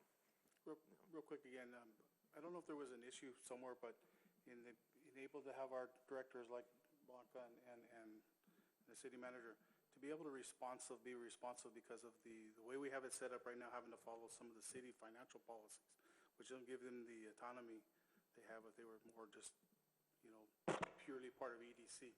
There was something to do with financials back then. I know that was some type of issue. Maybe it's legal or somebody else that, you know, right now you got to put in right now for a city employee, you've got to put in your request, your requisite, and so it might take you a week to get, without getting to the city manager and everything else to get your check to take the plane to Dallas. So, I mean, is there somewhere in there that we can lighten that load where we can make them more efficient, but without violating our financial rules and laws? And because that's why it's really going to be a part of the city if they're part of the city's function.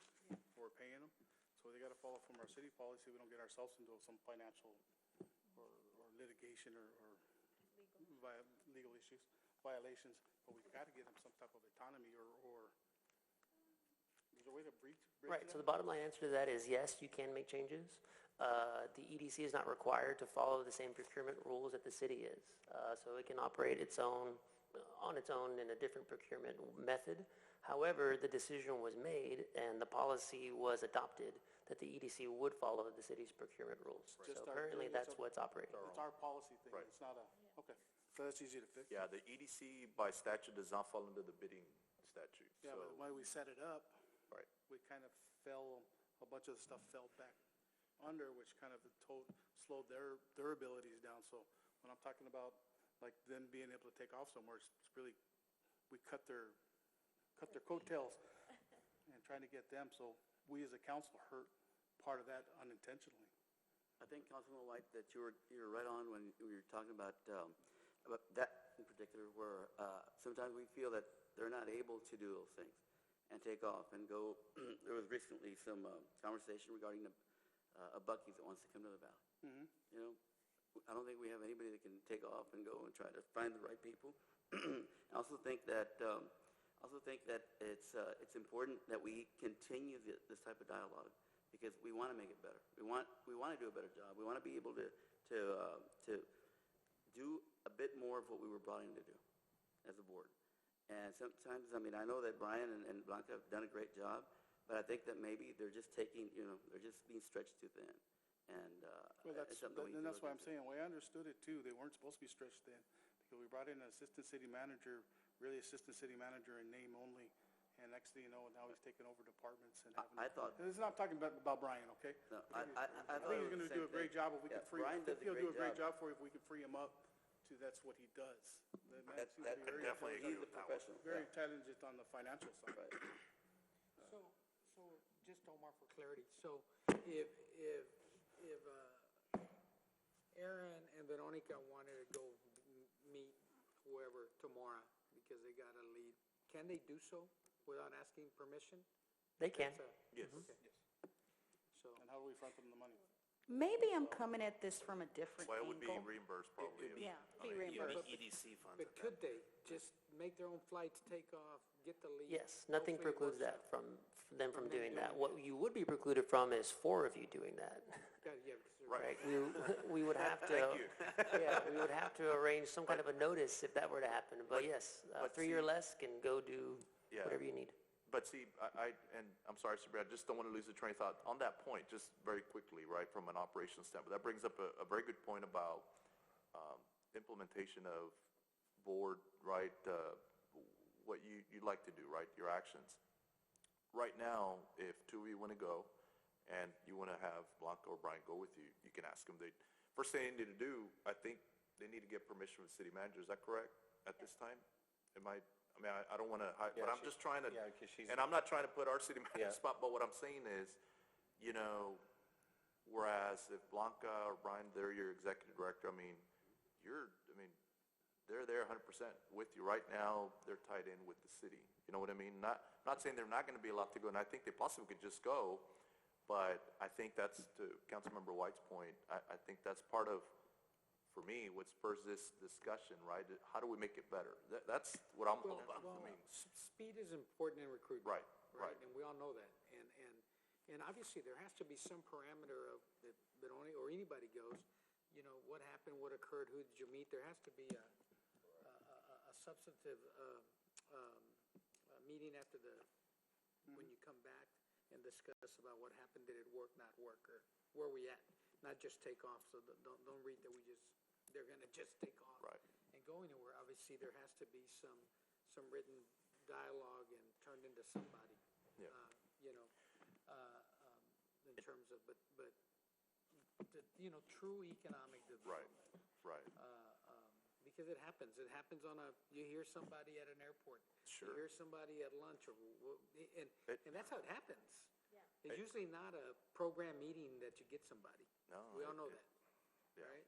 And so, specific targeting can be done, but that's more when you go to events, and Correct. Vegas is coming up. But I think that changed it because, the opportunity for any of the board to meet a need is important, and there be some speed to it. I personally, when I travel, I don't get reimbursed, I don't do anything, I pay my own way for a lot of reasons. And that's okay. But there is those opportunities for us to represent the city. And I think there's been a lack of clarity of how much representation can we actually provide, when we're out there, in terms of, for a while, we couldn't even get business cards, for whatever reason. And so, these are minor details, Yeah. but it's a detail. Right. Right? It's a detail. So, Yeah, but the minor little things like that is what causes the big problems in the Yeah, future, because if you can't get the little thing done, how am I supposed Right. to get a good project done? And that's the stuff that we need to fix now, but you got to give us the opportunity on that side too. And Mr. DeSantis, what you're going back to, we all know economic development, it's about relationships. At the end of the day, it's about relationships. Business is done at a restaurant. Business is done at a bar. Business is done when you travel. That's just the way it goes. This Zoom stuff, it doesn't work. That doesn't create a relationship. It's about relationships. And I think it is important for you all to be able to get up and go. And it doesn't even have to be to travel. It could be simply just here. We can go have lunch. Let's go have dinner right now. And let's talk business with someone. That's the way it is. That's the way it is in real estate world. And I do think, though, you all need to get back to that because it is about economic development, exactly what you're saying. Council member and I saw each other today at Home Depot, and we talked about the projects that we have going on. He was walking in, I was walking out. That's sometimes how it happens. Right, This was this morning. right. He shared some things about what he's doing. I shared some things about what I was doing. And I think we lose that simple connection, to your point, and we get fogged up in the bigger, what do you have to turn in and who do you have to ask, and we focus on our true causal effect that we're trying to Right. achieve. Yeah, and I will mention real quickly, just talking about have the board, let's say, have an executive director and staff. That's not meant to, kind of completely detached, like, for anything with city. In fact, it's quite the contrary. Again, just having served in the roles, I have to share this. I remember when I served as the ED of the board, I would come to city department head meetings, and the department directors would look at me, they'd be like, what are you doing here? You're with the EDC. And I'd be, well, I just want to know what's going on.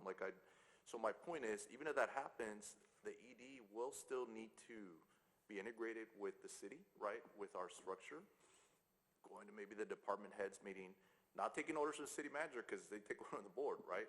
But my point is being integrated with the city in a way that there's not a lack of communication, but that we're working together. And the other side too, the city manager, and then also attending your meetings, not to run the meetings, but to keep us abreast too, even though there's going to be a council member there, because then when I switched, I had a city manager, that's what I would do. I go to the EDC meetings, even though the mayor served as chair at the time, I use that as an opportunity to go back and keep the council informed. So we have that responsibility too through our city manager, because that's the only way it's going to work. Otherwise, then it's like, well, EDC's over there, city's over here. It doesn't work. We have to continue that close communication and collaboration. And if the city manager needs to go with the executive director together to do recruitment, that could happen, right? But they're both, accountable to different folks. One to you all, one to us, right? At that point, but yeah. So when I mention this, I don't mean for it to sound like we're trying. No, if anything, like I said, we need to continue that close collaboration because as a council, even though we're ex officios, we can't be going to your meetings. So at least I don't feel, even though I'm an ex officio, I should be attend. I mean, that's why y'all are there, right? Appointed to handle these things, and we need to continue that close collaboration. I think it's, we talk about high-paying jobs and the importance of having high-paying jobs, but then we always find a way to mess it up. Oh, now let's share the cost. And so we talk about having the high-paying jobs, and then we get someone with a high-paying job, but now we got to share him with the city, and now we got to share him with the economic development. So now we cut his responsibilities in half one way, where everyone's pushing him to do his job this way, and now he has to do his job on this side as well. I think we need to stop sharing on certain sharing responsibilities. If their job is for economic development, let's keep him there. That way he can focus full-time on bringing in the businesses. And I think that's one thing that we need to get better at is not sharing some of the responsibilities. So just speaking from my point of view, having had a position that was an executive director, that was a quasi kind of component, that's what you're creating. That's the road that you want to go down. You still have your executive director that has a governing board, which would be us. We still go to the department head meetings, but the function of that executive director is the economic arm of the city. Very similar. And so where it gets confusing for the person who sits in that seat, because having sat in that seat, is it does start with the conversation here and at the city manager level to be that that executive director, one, would have to know, again, that you are fully on board and committed to EDC and the goals that it has. That's going to be one of the challenges.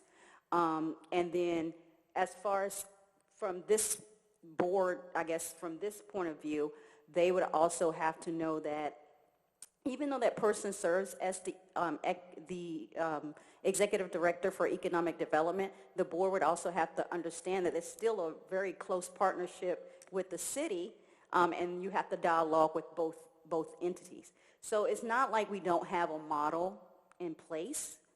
Correct me if I'm wrong, Omar. It's not like we don't have a model in place that we could, in essence, tweak and replicate. Sure, yeah, there's models that we can borrow. I mean, the Boys and Girls Club is one, right, that you've mentioned. The Chamber of Commerce, right, to some extent, is also somewhat similar. So yes, if what you're talking about is something like that, it's essentially an outside entity that has its own staff, and that staff coordinates with the city to some extent. The city provides some administrative services like HR and finance, but essentially it operates on its own.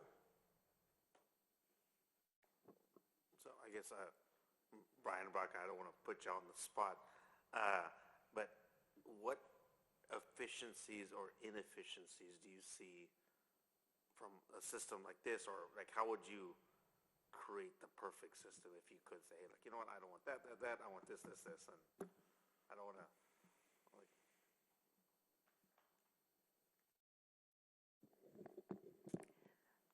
I guess I can start with the positives. I do have a very strong relationship with planning and zoning and engineering and media.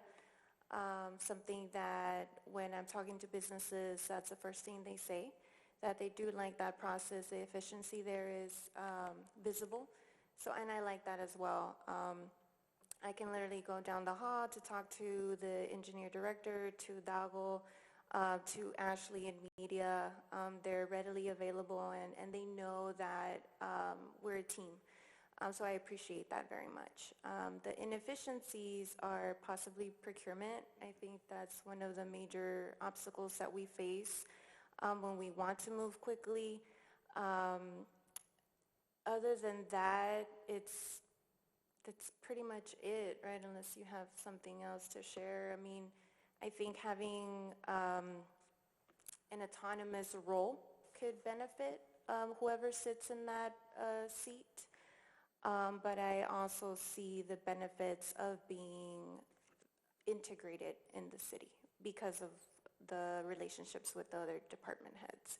I mean, I talked to Ramiro from landfill. I mean, he sat in meetings with me with airport. When Deborah was here, we had a very good relationship, and now with Cassie as interim, it's been good, but then there's some obstacles at the same time. So I don't know if that answers your question.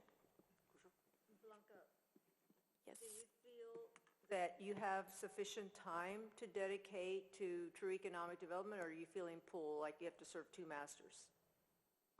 What was the last thing? I mean, are you pulled to where you can't focus solely on economic development because you're doing work with the city? Or do you feel that you are able to dedicate 100% to economic development? So my department does solely economic development. That's what we do with the EDC.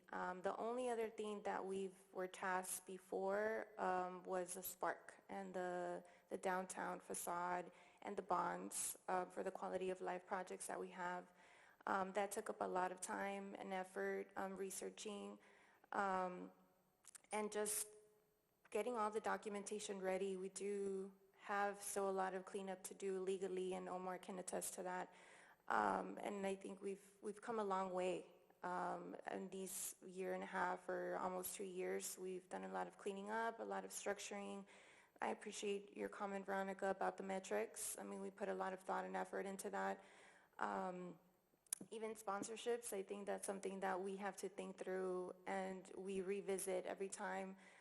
We do try things, and we go back and we fix them if something's not working, and we do inform the board. But I mean, I do economic development, yes, and I appreciate the comment about the pandemic because I do empathize with the companies that come and ask for their waivers because they lost either revenue or employees.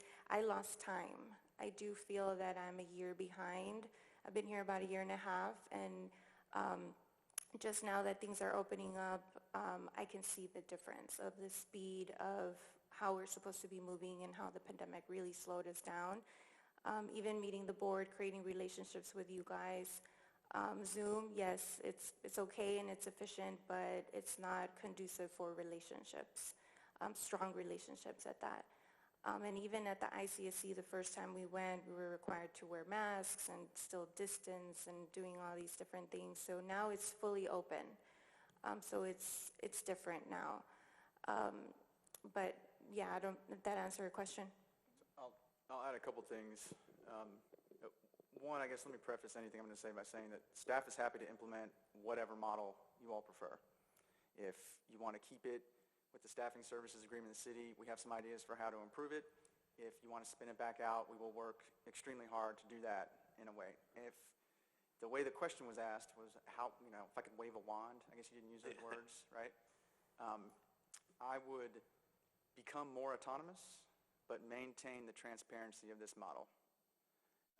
And I'm not going to throw anybody under the bus in terms of the past. The past is the past. But I will say, and the board knows this, and the city manager knows this, both the old one and the new one, a very large percentage of Blanca's time has been trying to sort out and figure out a lot of the actions in the past. And I'll give you an example. And this doesn't throw anybody under the bus. Most business was conducted in executive session with 0 minutes. Now, economic development is a confidential game, right? Some things need to be discussed in executive. But after the fact, when somebody asks me why was that decision made, I have no idea because there's no record of it. So if there was a way to do this where I could maintain some of the transparency that's been put in place, I think that's a good idea. But speed, all the comments you've given about speed is correct. The first step is not even to go ask Myra for permission to get on plans, to fill out a travel authorization form. So, and from a transparency standpoint, I don't mind that, right? I'm kind of a good government type. Y'all know me well enough by now. There are aspects that I like. Are there downsides in terms of speed? Yes. So it's really, we are happy to improve whichever direction or come up with even maybe a third way with recommendations. But those are the comments I would offer. Yeah, and Brian, thank you for mentioning that transparency. I had that here, and I hadn't gotten to that point. Thank you for mentioning that. Yeah, whatever it is that we do, I agree with that. Even at our council, I've made a point to where if it's not listed on the agenda, we can't discuss it. We got to follow our Open Meetings Act. And an executive session, especially, I know our executive session sessions were not being tape recorded. It's by notes, right? And I think we passed a measure to tape record. Are y'all tape recording your executive session? You're not? Okay. No, they're kept, they're So notes. the only thing I would ask is what we pass for us, that y'all do the same. Because, we now are doing that. And I think y'all should record your executive. And I'm not saying y'all are doing anything wrong. There's anything illegal. It's just for transparency purposes, like I think Brian mentioned.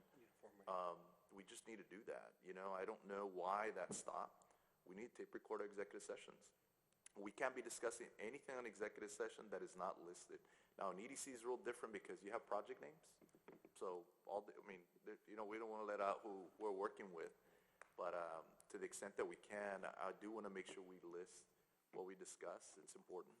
Then also, we've adopted a code of ethics at council. I don't know if y'all, did the board adopt that too? Have y'all adopted that? I think It applies to them. Oh, yeah, but I still wanted the kind of Affirm. the kind of ratification for y'all to adopt, just because it's important, guys. And I'm not saying anybody's doing anything. It's just that we're following that ourselves and want to make sure everybody's following. And I don't know if your agenda lists like here, disclosure of conflict of interest. We've got it. We did that for a reason, right? So, yeah, I appreciate Brian mentioning that in terms of whatever it is we do want to make sure there's that level of transparency, not just in how we operate, but also how we go about, all that we do here is open records, right? With the exception of companies or incentives that are being negotiated. I've instructed our city manager, if there's a document that we have, somebody asks for it, just give it to them. Don't let them wait 10 days. I don't, we've now posted, I think our finance director's here, all our check registers, is that correct? For city council? We should do the same thing for EDC. Like, I don't, so I think we're really big on that. I think whatever we do, I ask that we kind of follow the same. It's just important. I mean, we just need to do that. So, go ahead. One of the, and I just want to echo the work Brian and Blanca have done from a perspective of, it just seems like, and hopefully the board concurs, that one of the things we said early on was that we wanted to be good stewards of the role, right? We do not want to be that board that we have been fixing past problems. Decisions, problems, you name it. And unfortunately, Brian and Blanca, we spend 80% of our meetings having a dialogue about the past. And we've said early on, we don't want to be the board, because we're going to be gone. New people, brighter than us, will be here. And we want them to say that that board left us in really good shape from a moving forward perspective. So unfortunately, Brian and Blanca have been dealing with, and us, 80% of what we do is past. And that's unfortunate, because we're in a limited timeline here in terms of, how long we can be here and what have you. And so we want to I want to move forward. And I really don't, to me, the structure does not matter at all.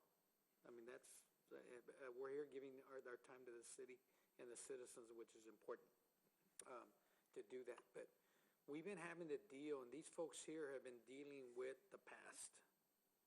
And that's okay. That's ours, right? When you buy a football team, regardless of who's the quarterback, it's your quarterback now. You can't say the previous owner drafted him, right?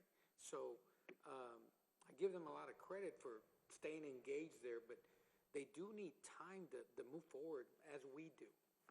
We have to move forward, right?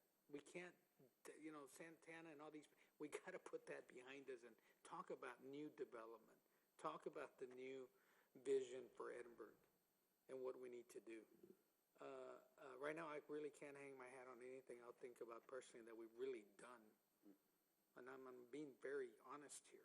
And it's nobody's fault. We just have to deal with a lot of past issues.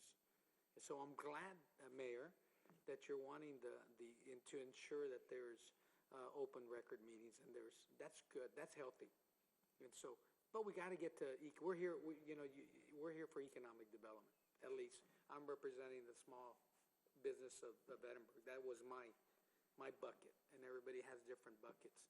And I want to be proud to be able to say to my peer small business owner that across the street from me what we're doing to improve their business and help them expand their business. We haven't been doing that for a year and a half. Not nobody's fault. We just haven't been able to do that because 80% of our business has not been future development, future economics. It's been the past. So I'm glad we're moving forward, to be honest. With that said, what can we do to facilitate or move that quick, or it's probably to you all, what can we do to make that because fix it because quicker? let me just interject real quick. You're right. Like, I could sit here and tell you the same thing from the city, but I'm not going to do that. Sure. I'm going to move forward. Like, there's things that I think could be done different, but we need to move forward. And I think, we need to appreciate the staff for trying to sort those things out. But nothing stops the board from, okay, what are we going to work on? But I do understand and appreciate the fact that you feel bogged down, But like Councilmember White said, I don't know what it's going to be, but whatever it is, we do want to move forward too. You guys need more help or staff to help you get out of that mess, and let's do it. Yes, staff. I need. Let it go when you want. And by the way, let me just say real quick, when I'm talking about the board having the staff directly under you, I'm not talking about complete new staff. I mean, we have staff already. Okay, so I want to be clear about that it's just structurally, right, whether it's right under the city or not. But, I'll venture to say, sir, right, I think possibly that may be the issue right now. You don't have the ability to just call the ED, hey, we need this done, you just don't. Right now, you have the director, but it's part of a city structure. And not to say it's bad, it's worked very well, but I think you'll be able to do a lot more, I think, because you'll be, autonomous, but at the same time transparent and tied in with the city, because we do want to continue supporting the finances, HR, it only makes sense. I mean, the city employees should get benefits, right? I mean, it shouldn't be that no, they should get same TMRS and all the benefits, right? It's just more the operations, the day-to-day that have to do with that. So I'd still like to, with that said, I'd still like to know, what can we do to fix it? I mean, if you need more staff and stuff, I mean, by not, spend a little money now and get some staff and stuff, let's fix the problem so we can get the money back later, so we can get everybody here on board, so we can get the development. Because if we're just stalling around a year and a half, like Mr. Resendez said, trying to fix it, that means we're getting nothing coming in, we're just freaking going out trying to fix. So, Well, I think, what do you need to fix it? yeah, an important point was made, that every time we kind of took a step forward, like some of the properties that we got a buyer and it was a good deal, and we sold it, a few meetings later, hey, they never paid their taxes for 10 years. And so all these things have like kind of, one step forward, two steps back. But I think finally we're starting to get a little breather. But as far as structure, my comment is, and it's what I've said for years now, before I ever got involved in any of these boards, when Elon Musk tweeted in California, he was unhappy with the state. I texted several people that I knew, and I'm like, who's on a plane tomorrow to sell the city of Edinburgh to Elon? And I think that's part of the frustration with the EDC board. Who's going to be that guy? And let's dedicate that guy or girl that's going to go there, and who's the team to go there? And I'll say that initially, Mayor brought up a good point with, we met with the hospital, and they do a lot of recruitment efforts. UTRGV does a lot of recruitment efforts. And we talked about part of the 2040 vision is to create a committee, because we're all trying to bring people to our city to go out and attack these wants, right? These businesses and whoever, and bring them down. And that's more of a long term, right? But who is that person for our city that we send tomorrow to jump on a plane? Omar. And I think that for starters. I'm just a lawyer. Well, but Councilmember White asked, Blanca and Brian for comments, I guess. How do we make things better, right? Y'all say more staff, is that what I'm hearing, or to address some of the concerns? I'm feeling until you guys fix that problem, we can't get what. Correct. So you're throwing me a softball, and I'm going to hit it, right? So, yes, more staff would help, but until we get direction on the fundamental future of this model, I can't, in good conscience or even good staff work, recommend what I believe the staffing distribution should be, or the allocation of time. We need direction on that. I'm like you bunted it. Depending on which way you go, my answer on that is going to be different. Right. But I also think, though, because we do a lot of sharing on that, after I've seen how much responsibility you have on the city side, and that's not even including the EDC side. And I think, though, the last thing you want to do is, as soon as you get out of work, like, I'm going to go and I want to even be here at this meeting. Like, you're tired, you're beat up. That's the last thing you want to do if you're sharing rows. That's why I'm saying I think we need to go back to just the EDC on its own. That way they're not sharing rows. And the person that comes to my mind is Mario Liscano. You see him everywhere, and he's out and about. You need someone out there and about trying to build those relationships, and we don't have that. And I think that he comes into my head just because of the fact that he makes you think DHR, because he's always around. Whether you like DHR or not, doesn't matter. He makes you feel like that's the first hospital you think of. And I think it's important for us to get someone who's going to concentrate fully on the EDCs. With that, I think a lot of the sharing that we're worried about, I agree with you, but Mario works for the hospital. So it's the same person here, whether he works for the city or not. A lot of the sharing that we did was so they could make sure they have the proper benefits. Correct. So they could get a lot of Which the should other things. continue, yeah. But we could still keep it the way it is right now. And I'm telling you, when I really thought when we went for a third city manager, Brian was supposed to be more of the director or the Economic development. director or I'm not sure, there was just like if you guys were appointing himself was the way he was supposed to come in, and the city manager wasn't supposed to take that big of a lead role. although the title fitted, he wasn't that big a role. That's why we hired the third city manager, assistant city manager. He was supposed to pick up that role. I don't know how you were sold the position when you came down here, but that's the way I understand. I love the Valley and the city of Edinburgh, council member, that's all I'm gonna say. Well, we're trying to fix something and I'm fighting to the position where if I had my way right now, you two would be totally freed up for economic development, although you're quasi part of the city, though your structure and all that stuff. You're gonna have some little bit of checks and balances through the city manager, but it's gonna be a lot of autonomy. It's not, it's like that, it's like having a great assistant chief. You don't have to freaking sit there and watch everything he does. You just got to check him once in a while. But then you've got another employee that you're going to have to be standing right over, and that's what we want. That's what I'd like to see, because I don't like this pure non-accountability or checks and balances. City manager has a checks and balance, and it's us. And I think that Myra, whenever we and her spoke one day about it, and I was like, no, we need 90% economic development and then 10% everything else. If I could have just one more specific, it's not a long one. I love you all. I love the EC board. Things are working well. I like the composition of it, but we really need more engagement from our largest employers. I can pull the top 10 employers by employees in the city, and I think I have one of them on this board. And that would really round out, I think, what an already strong board is. And compared to what other cities have, Mayor, I mean, I think you know this too. It is tough to do anything in talking to a company for them to take you seriously if in that meeting or in that fly-in or whatever we do, I don't have one or two of the largest employers in the city.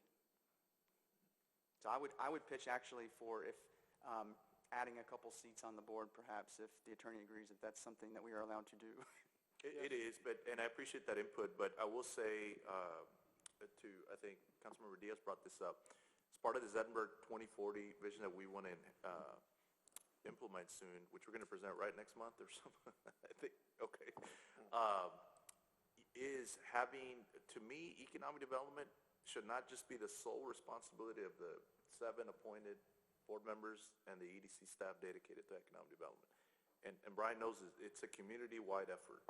And just because somebody's not on the board does not mean we can't have them as part of a marketing network recruitment. And just so you know, we've had this before. I think when your dad was on the board, we had like 20 people that were engaged in and they weren't even on the, I think 1 or 2 were on the board, because at the time we only have 5 members. But they were all, somebody was a utility company, somebody, I mean, like, I think there were some large employers, and it wasn't so much to go out and recruit. Whenever a prospect came in, they're the ones present, in the meeting. So I think, I appreciate that comment. We need to get more people engaged, and if they don't serve on the board, we should have, right, and we called it, I don't know, Edinburgh Marketing Network Committee, I think, right, at the time. But so we should have somebody, the university has to be a part of that, large employers, and I think, I appreciate that comment. I think 7 is, I think, a good number, that I think, but, I'm not opposed to having 2 more, but I think y'all represent, the city pretty well, so, but. I guess, I know, Brian, you were saying that, depending on the direction we go, so I think the 2 scenarios are right now, keep it as is or go to a hybrid, y'all autonomous sharing, right. X amount of services. Let's go with the hybrid version first. What would you say the best scenario is there, and what would make that the best? And then, going to the system we have now, what would make that better? Since you said that you needed 2 different directions, that we would, I don't know if anybody else has a third direction. My debate with this whole thing, and I'll keep going back to the same thing. The way we just said it is the way it's supposed to be done when it was sold to us. Being Johnny's left, but we were the only ones on the board at that time. But the way we're talking about it, that was the way it was sold. They were supposed to be pretty much ready to get up and go. And I remember that too. That's the way it was sold. That's the way it was sold. The way you were trying to argue it is, I would tell this council right now, is we need to go back the way it was sold to us, the council members at the time. What it developed into, that's something else, but they're all gone. There's probably a reason for that. So then I think, though, then, if that's the case, then our city manager needs to remove a lot of the responsibilities from them so they can focus on the EDC. Yes. And then we can Take get a lot of- another assistant city manager. take We a have lot to of responsibility off find it in themselves. the budget, and then that way y'all are able to. And just so y'all know, whatever it is that we do, ladies and gentlemen, I do want it to be part of this budget that we're, you know what I mean? That way it's not like to take effect October 1st, as an example. That way we kind of vet it, we do some more research to see what we can come up with.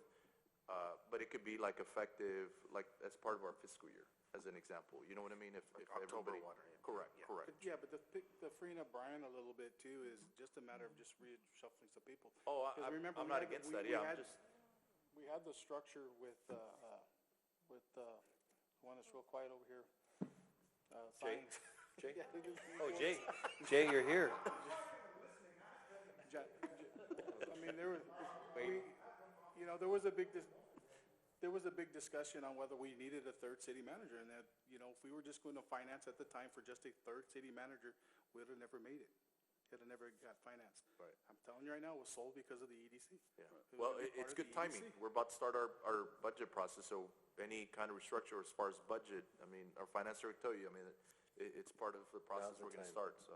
So let me ask a logistical question. So let's say you do the quasi-department model, right? Would there be a line item from city that pays for, I'm just asking, that pays for the executive director for No, EDC, or- no. Well, if you're asking me, I'll give you my thoughts, and everybody could say your thought. Right now, Mm-hmm. there's a service agreement between the EDC and the city. That's how we staff and hire our. So the monies So- for the executive position would still be there?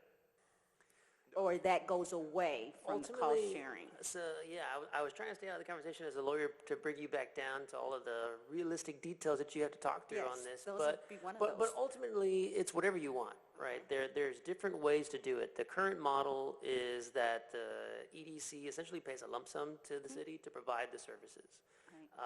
All administrative services, right, that the EDC needs.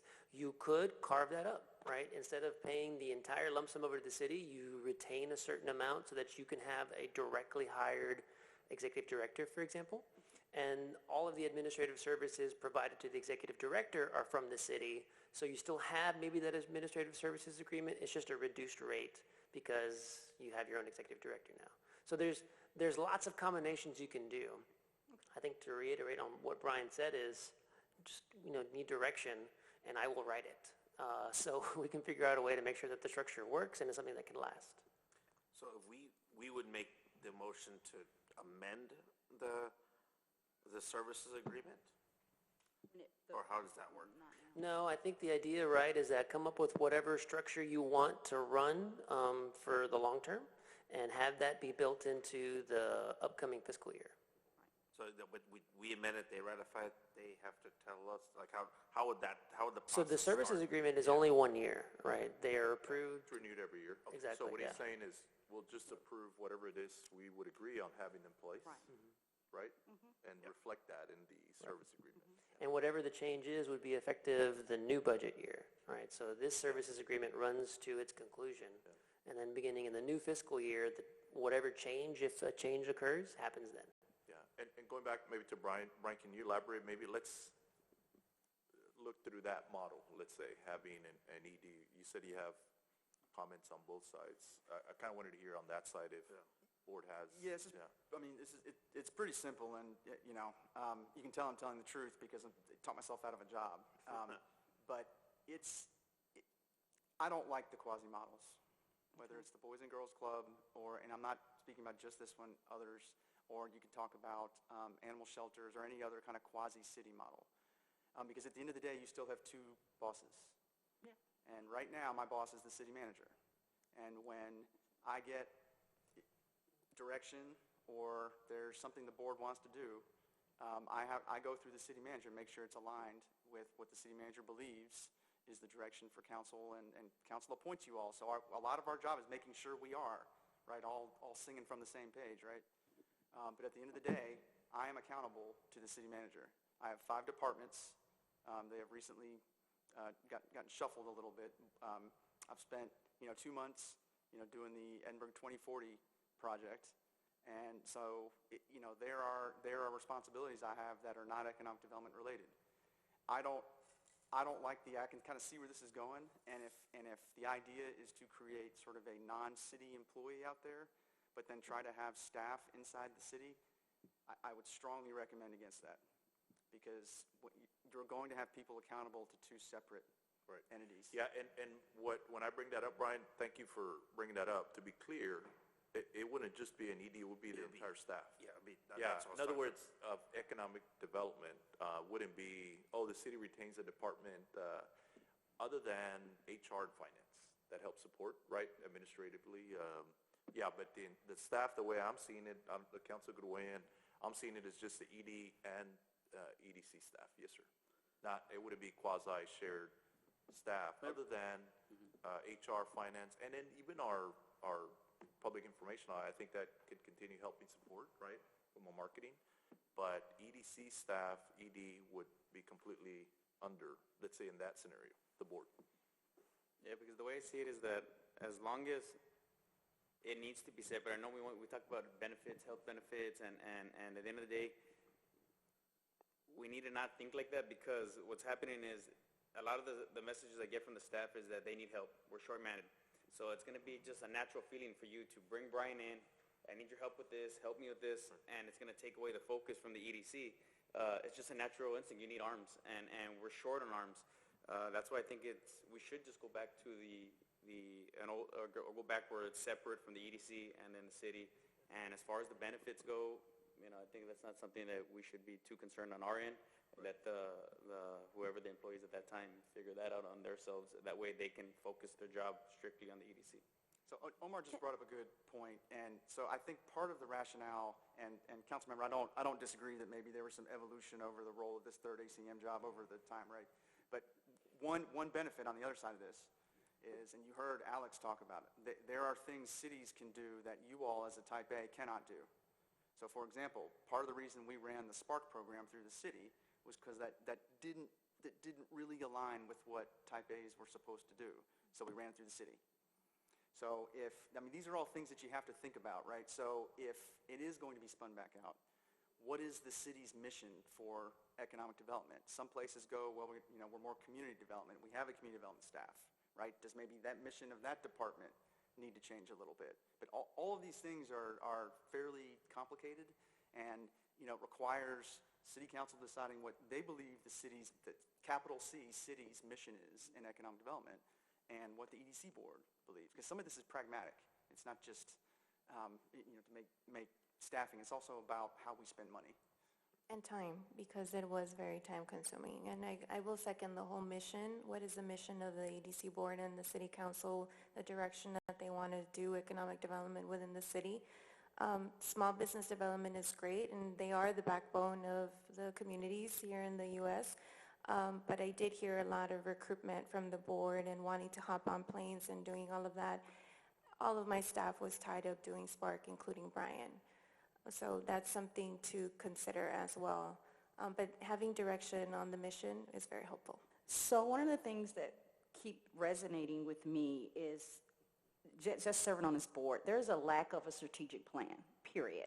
The mission, the vision, what are our core values? What are our top 3 goals? We don't have a strategic plan. So we're oftentimes reacting to what is being given to us during the meetings. So if I would say anything, investing in a good strategic planning process would do us a great service, because whatever model we go, we still are going to need to know those things.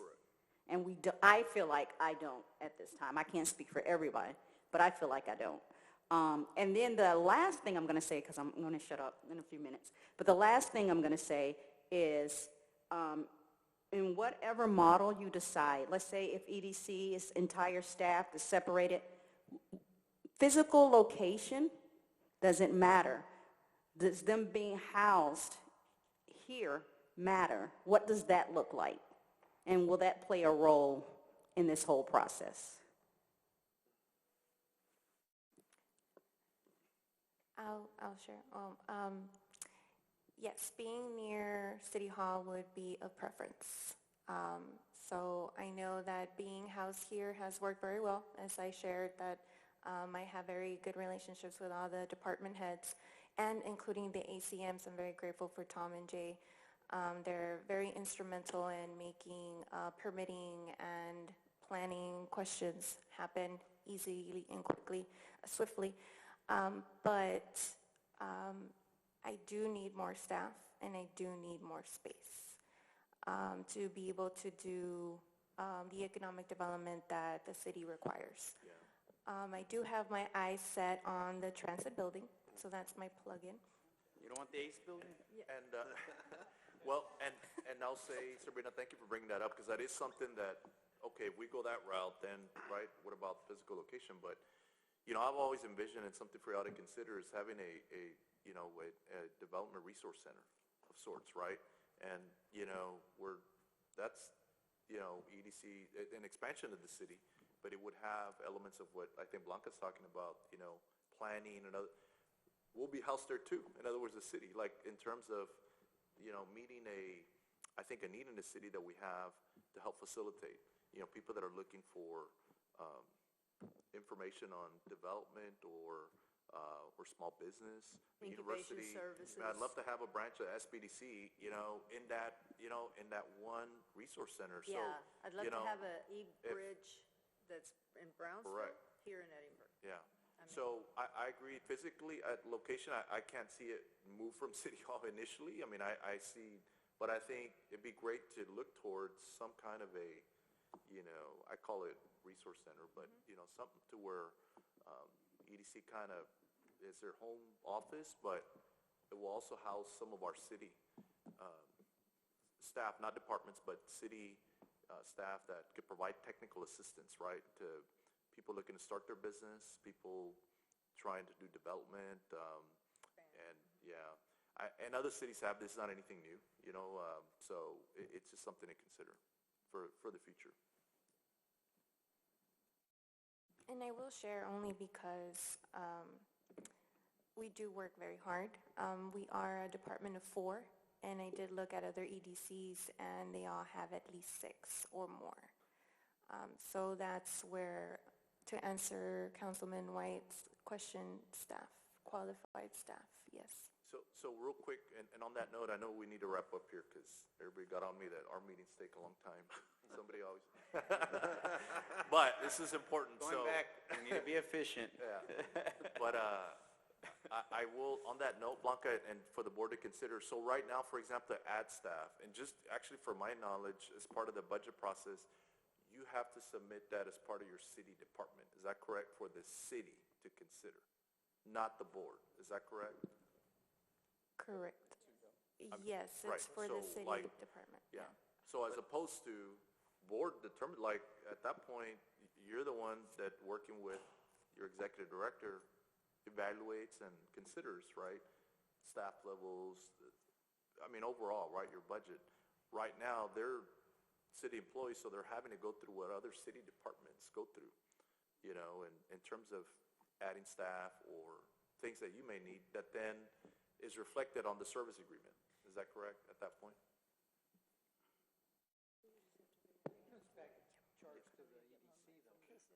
Yeah, that's a question I would have. I mean, if we're worried about funding it in mid-year, it's not our funds. It might come through we might have to appropriate for 2 people, but they have to pay it. So if they have the funds to pay it this year, why would we have to wait till we come back in October? So the way this works in practice is we always go to the EDC board first, and then it has to go to council and get ratified. So, I think so that's for what you example, did. if Blanca wants to make a budget amendment, Right. it would go to them first, and then it would come to you all. Well, I'm saying that, you know, I guess not having the authority to say anything but on my side, but that sounds what needs to be done. I see where the mayor's worried about our fiscal responsibility and our budgeting, not adding to our budget it's not really something that's so really unforeseen because it's added manpower, but it's really not doing ours. It's just a pass-through. We'll have to increase our budget, but it's a pass-through, just like if we got a grant. Right. So on that, like as far as salaries goes and all that, currently, I don't know, the city manager, assistant city manager, how does it work on the staffing services, on the hiring process and all that? Who selects? So they go through our HR process. But Blanca will do depending on the position, Blanca will do the interviewing, and then it goes through the HR process, and then I just, sign off on it. But On the ultimately, recommendation, yeah, on the recommendation, so, yeah. As And far that- as like how much we're paying, how many So job she, duties, yeah, et she cetera. makes that determination based on the job title, and it has to be in compliance with our compensation plan. But I will say that I do have to follow the city's thresholds.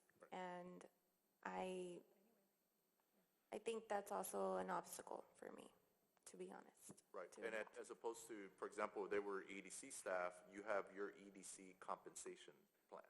Does that make sense? Right now, they have to follow the city's compensation plan. And like I said, most cities don't have a department, economic development. We do, so it's very unique.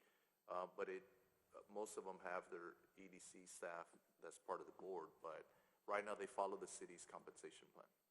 So what are the obstacles with that compensation plan right now, or what? They're just limits, depending on the job title. So HR our compensation plan has a pay scale. Right. So depending on the grade level that they're in, it determines their pay. So there's a minimum, a median, and a max. And so it has to be, depending on the job title, the classification, it has to be within that range. And so those are based on, the compensation studies that are done or whatever the surrounding municipalities are paying at that time. If there is a higher pay authorization and they do request to get paid higher than that scale, then it does go through the city manager's office. And then I authorize that higher. And of course, it has to be justifiable as well. So like the challenge are like the thresholds lower, or or we don't have the job titles to qualify? No, I would venture to say, this is my opinion, they can attest to this. Again, the compensation plan of the city is really a lot city departments. Yeah. Which don't So necessarily maybe a job include title economic doesn't development. fit Correct, into that correct. box. That's what So I think part of the challenge is maybe where those Where do they positions fit in? are at Yeah. are not really reflective of the duties and responsibilities of an EDC. As opposed to you do your own EDC compensation plan of other EDCs, right? Which will probably be more in line with, I think, what Blanca's talking about. Right now, they're just tied in with the city. So, I mean, do we know, like, for example, one of your positions, like what categories of the city is in, that maybe to give everybody an example? Yeah, to start off, well, we have the administrative assistant, which we don't have one, by the way. We have a management analyst, 2 economic developers, coordinators, and then me, and then Brian. And then when you move up from coordinator, it's manager, and then assistant, or is it assistant? I don't know the thresholds really, because I'm at coordinator. So I need some movement, I need some leeway to be able to recruit or interview. May I speak to this really Yes. quickly? Because I want to give an example of what happened with the city. Oh. Is it good now? Okay. So there was a position that Blanca wanted to move forward with, but there was a higher pay authorization attached to it. So it went to HR. HR then scrutinized that a bit, met with the city manager, discussed it with the city manager. The city manager said, go back and talk to HR. She went back to talk to HR. Then HR went to talk to the city manager. And I know that this happened with one of the employees I think you currently have on staff. And then it was decided because of the higher pay authorization that involved a little bit more discussion about doing a salary survey. So that the HR director did a salary survey of comparison positions across different municipalities and what they were getting paid. Then that went back to HR, then it came back to the city manager, and the city manager finally approved that. But that took weeks. And I know that months, I'm sorry, so that took months. So because, and again, scrutinizing, reviewing, analyzing, it did take some time. And I'm just being honest about exactly the way that happened. Because I remember Blanca coming and talking to me actually also, and me kind of telling her, well, there's a process for this, and this is what the process is, and it takes some time. Real quick, does the higher pay authorizations take them outside the parameters of the scope of the position? No, it didn't take them outside the window. That's a pure it's gonna be like in any industry you have, you're gonna have a gap, this position pays this to this, and it's up to the city manager. The problem that the city has, and the problems I had as chief back there too, is we don't bring anybody up from the minimum. We bring everybody starts in at, I'm gonna make up numbers, $10 an hour. We give everybody a 3% raise. The guy that got $10 an hour now gets $10.30, and I hire another guy that's just starting, and he makes $10.30 an hour, the same as this guy that's been here for 3 years. And that's addition we need to fix within our whole city. It's not going to really affect, it doesn't have to affect us. Somewhere in there, if you start the EDC, you're gonna start a parameter somehow. This is the secretarial position. It pays A through E, and that's what you can get something in between there. How do we get to, And that what it does is if we're hiring somebody else, we know a job pays 30 to 45,000, so we're gonna start you at 30, but you're gonna come over, you got a bunch of experience, we can hire them at the 45 well, or somewhere and in the between experience there. is what I'm about to, I guess, discuss is, when we're, who said 4, who said 6, and, is there, how do we come up with that? And if we're using the resources of the city, which I think there's a payoff there, right? There's some leveraging. I envision, and this is just from an economic development perspective, of 4, 6, whatever individuals, but almost non-administrative, truly all economic development, where any one of these people can get on the plane, but have capacity, have aptitude, these aren't interns. And I don't know if we hire interns in this, but they shouldn't be. I mean, not in that. It could be a non-paid internship. I mean, we have folks who want to do that and follow folks around, but if we're gonna make it a true top-notch department or where we're headed, is there room for us to relook at what are the roles that we need in economic development for us? And not necessarily stick, well, in the past we had 4, now we need 6. We might just need 3, but they're highly talented to do the work of 6. That are driven. Yeah, and so, but these people may have to make 3 times the amount that within the parameters of the city. But that's a decision I don't think what we have right now limits the board from doing that. Sure. Well, it does, Councilman, because they're tied in with the city. Yeah. So right now it does. Yeah, but they're the ones that come up with a contract and say, hey, we want to go to contract, we'll pay you for 4 people. No, I for know, this." but it's a Sure, and contract there's that, value. Yes. it's a contract that our staff, city staff right now, goes to them to approve, right? And so right now, if you really think about it. They go to us to approve. Right, but I don't think y'all, No, you do an assessment of like, hey, where's our staffing plan? Where's Nope. our? No. Okay, No. see, that's my point. They're not right now It's set up. a set $1 million that goes over. Correct. Because And what happened gets was, we go back to the way it was trained, so whoever at the time was there made this decision with Ron.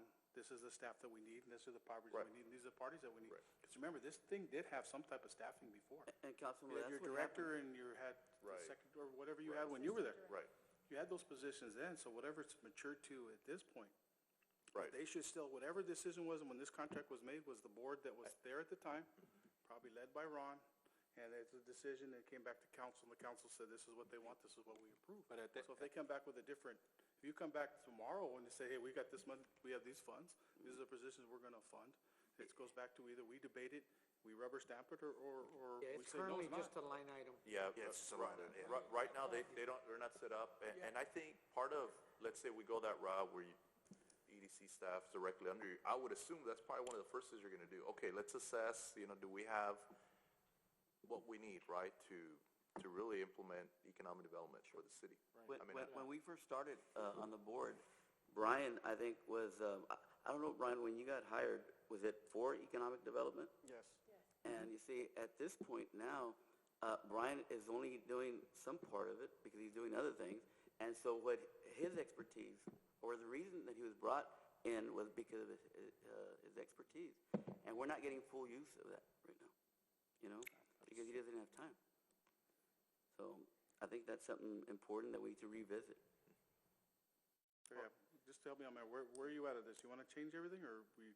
Well, first of all, we can't take action tonight. No, but I guess So I'm for asking, starters- where you leading? But what I'm asking the I board do is like the sense of urgency, though. what I'm asking the board is maybe at your next meeting, why don't you include it for you to discuss it, right, for potential action? We can do the same thing. I don't know, we need to look to Omar. I don't know what we would need to look to. I was proposing fiscal year, guys, not because I want to wait. It's just, I'm not knowing, I'm trying to be fair to the process to get everybody's input and really look at what are other EDCs have, you know, and come up with something that may work. And if it's gonna cost more money, that's why I'm only saying, okay, let's do it at the fiscal year. But other than that, if, like Councilmember White says, if the consensus here is to have maybe something done before that, I'm open to that too. Let's just make sure it doesn't fiscally impact, you know, our budgets any more than it has. I know the monies y'all provide us is for directly for city staff and for the operations. How much of that, do we have a breakdown? How much is applied to staff, how much for everything else? We do, that's part of the budget, and if I can throw out an offer. Yes, sir. And maybe you tell me if this is the direction you want to go. Yeah, I've been doing this for 20 years. I'm active in our state association. I know you were too, and probably still are. There's a ton of information through TEDC, our state association, on staffing structures, on salary. Every 2 years, I think they do the salary survey, and that was just recently published. I am happy to recommend a structure if this is the direction it sounds like. We're taking action, but for information purposes, I'm happy to take a look at all that stuff. If I were going to wave a wand, here's how I would set it up. If you hired me as a consultant, here's how I would recommend you set it up. And I'm happy to do that as homework from this meeting. So your all's budget workshop's gonna, I mean, you guys are gonna start the budget probably within the next month or so? Correct. Okay, so next week, okay. So your budget kickoff is next week. Okay, so is there a way that you could probably put together something for us to take a look at our next meeting? As far as the staffing that's required, and I think and that's know what you- Brian's bringing up, yeah. And I know you were explaining, you know, maybe you weren't getting enough money, you know, maybe reclassifying that certain position, or. We're happy to work on that as long as it's okay with the city manager, and we're happy to spend the next couple of weeks working on that. Yeah, on this one, it's, and then the pay classification, sounds like we're trying to reinvent the wheel. We do budget, you know, for years, we do reclassifications of people, we do everything else. You could start a whole separate category that's just under EDC, and you could have an EDC executive assistant, and you can put all that titles under there, whatever step it is or whatever category it is. So I think right now we have civil service, we have non-civil service, so there's a bunch of different categories. So it sounds to me like we're trying to regenerate something when all you got to do is reclassify the category. It's almost like if the chamber came in, hey, we could just do this really fits to the chamber. You're part of the city, but you're employed, but I want this pay the same as the chamber. Well, then you need to go work for the chamber. We're just funneling funds through. You know, it's like almost a bank branch. I guess we go to UTRGV and we go to University of Texas, all part of the system. I bet there's a differential in pay. Oh, Yeah. But it's all good. it sounds a lot like what Myra was describing earlier. We actually have our HR department that has the low, mid, and high, and based on the years of experience you fall in there, and it is a very long process. It is. And to get outside of that, you got to rewrite the job description, our JDQ as we call it, and you basically have to say, what are all your duties? Correct. And then based on the duties, you determine that maybe they don't have the right title on the job, and that's how you get a higher pay. But Correct. it is a very long and convoluted, and I think the larger the organization, the more convoluted the process and the longer it takes to get it done. So I think, you know, being able to have, and I would love to have Brian and Blanca do a study and figure out what would work the best for them, because no one's going to know better than they will, because that's their area, right? And then we can compare the salaries of other EDCs of similar size, of cities similar sizes, of what they're doing, because that's how you're going to be competitive in getting the right people for those jobs. Correct. Yeah, and I want to say, Brian, that when I first met him, I welcomed, he said, the Texas Economic Development Consultancy, because when I first got on the board, I think it was before this current board, I researched that and I brought it up to our board, and nobody knew what that was. And I'm like, hey guys, there's this website that's actually for economic development for the state. But I think step one, I think Brian is exactly the person to give I guess, his thoughts and the structuring, because I'm looking at this picture where we have our economic development structure, and the way I remember is right above you, Blanca, was the city manager, right? Right. I remember the former city manager was part of our economic development. No, so I think the structure was, it was the city manager, then Brian was brought in for as assistant city manager for economic development, and then you had the economic development department, if I'm not mistaken. So just to be clear, and Dago, correct me if I'm wrong, a portion of this third ACM position and a portion of the CM position were paid from EDC funds? Correct. That's what I'm saying. It's part of the structure. Correct. And so we need to fix that before we... Well, that's what's going to be looked at and proposed. And I think that's probably the very next step is, presenting or proposing a structure. And we can look similar sized cities. I mean, Brian's right. I mean, there's so many studies that have been done by the state association that it's not, that information readily available, and we're members, so I'm sure we can get that information for us to look at. But I think that is probably the best next step at this point. And then, again, as far as timing, I'm open for y'all. I think at your next meeting, you can look at it and we can evaluate it too. I think that's probably the best next step. Unless somebody right now is completely against or in favor of just keeping the exact same thing we have, I mean, that's okay too. We want to hear from you. But I think if I'm hearing everybody correct, it looks like we want to go to that direction. I think that's very important, and should be the first step that we take, because that would help us as a board tremendous. Yeah, most EDCs, they'll have an executive director, sometimes an assistant director, and then they have a marketing person, right?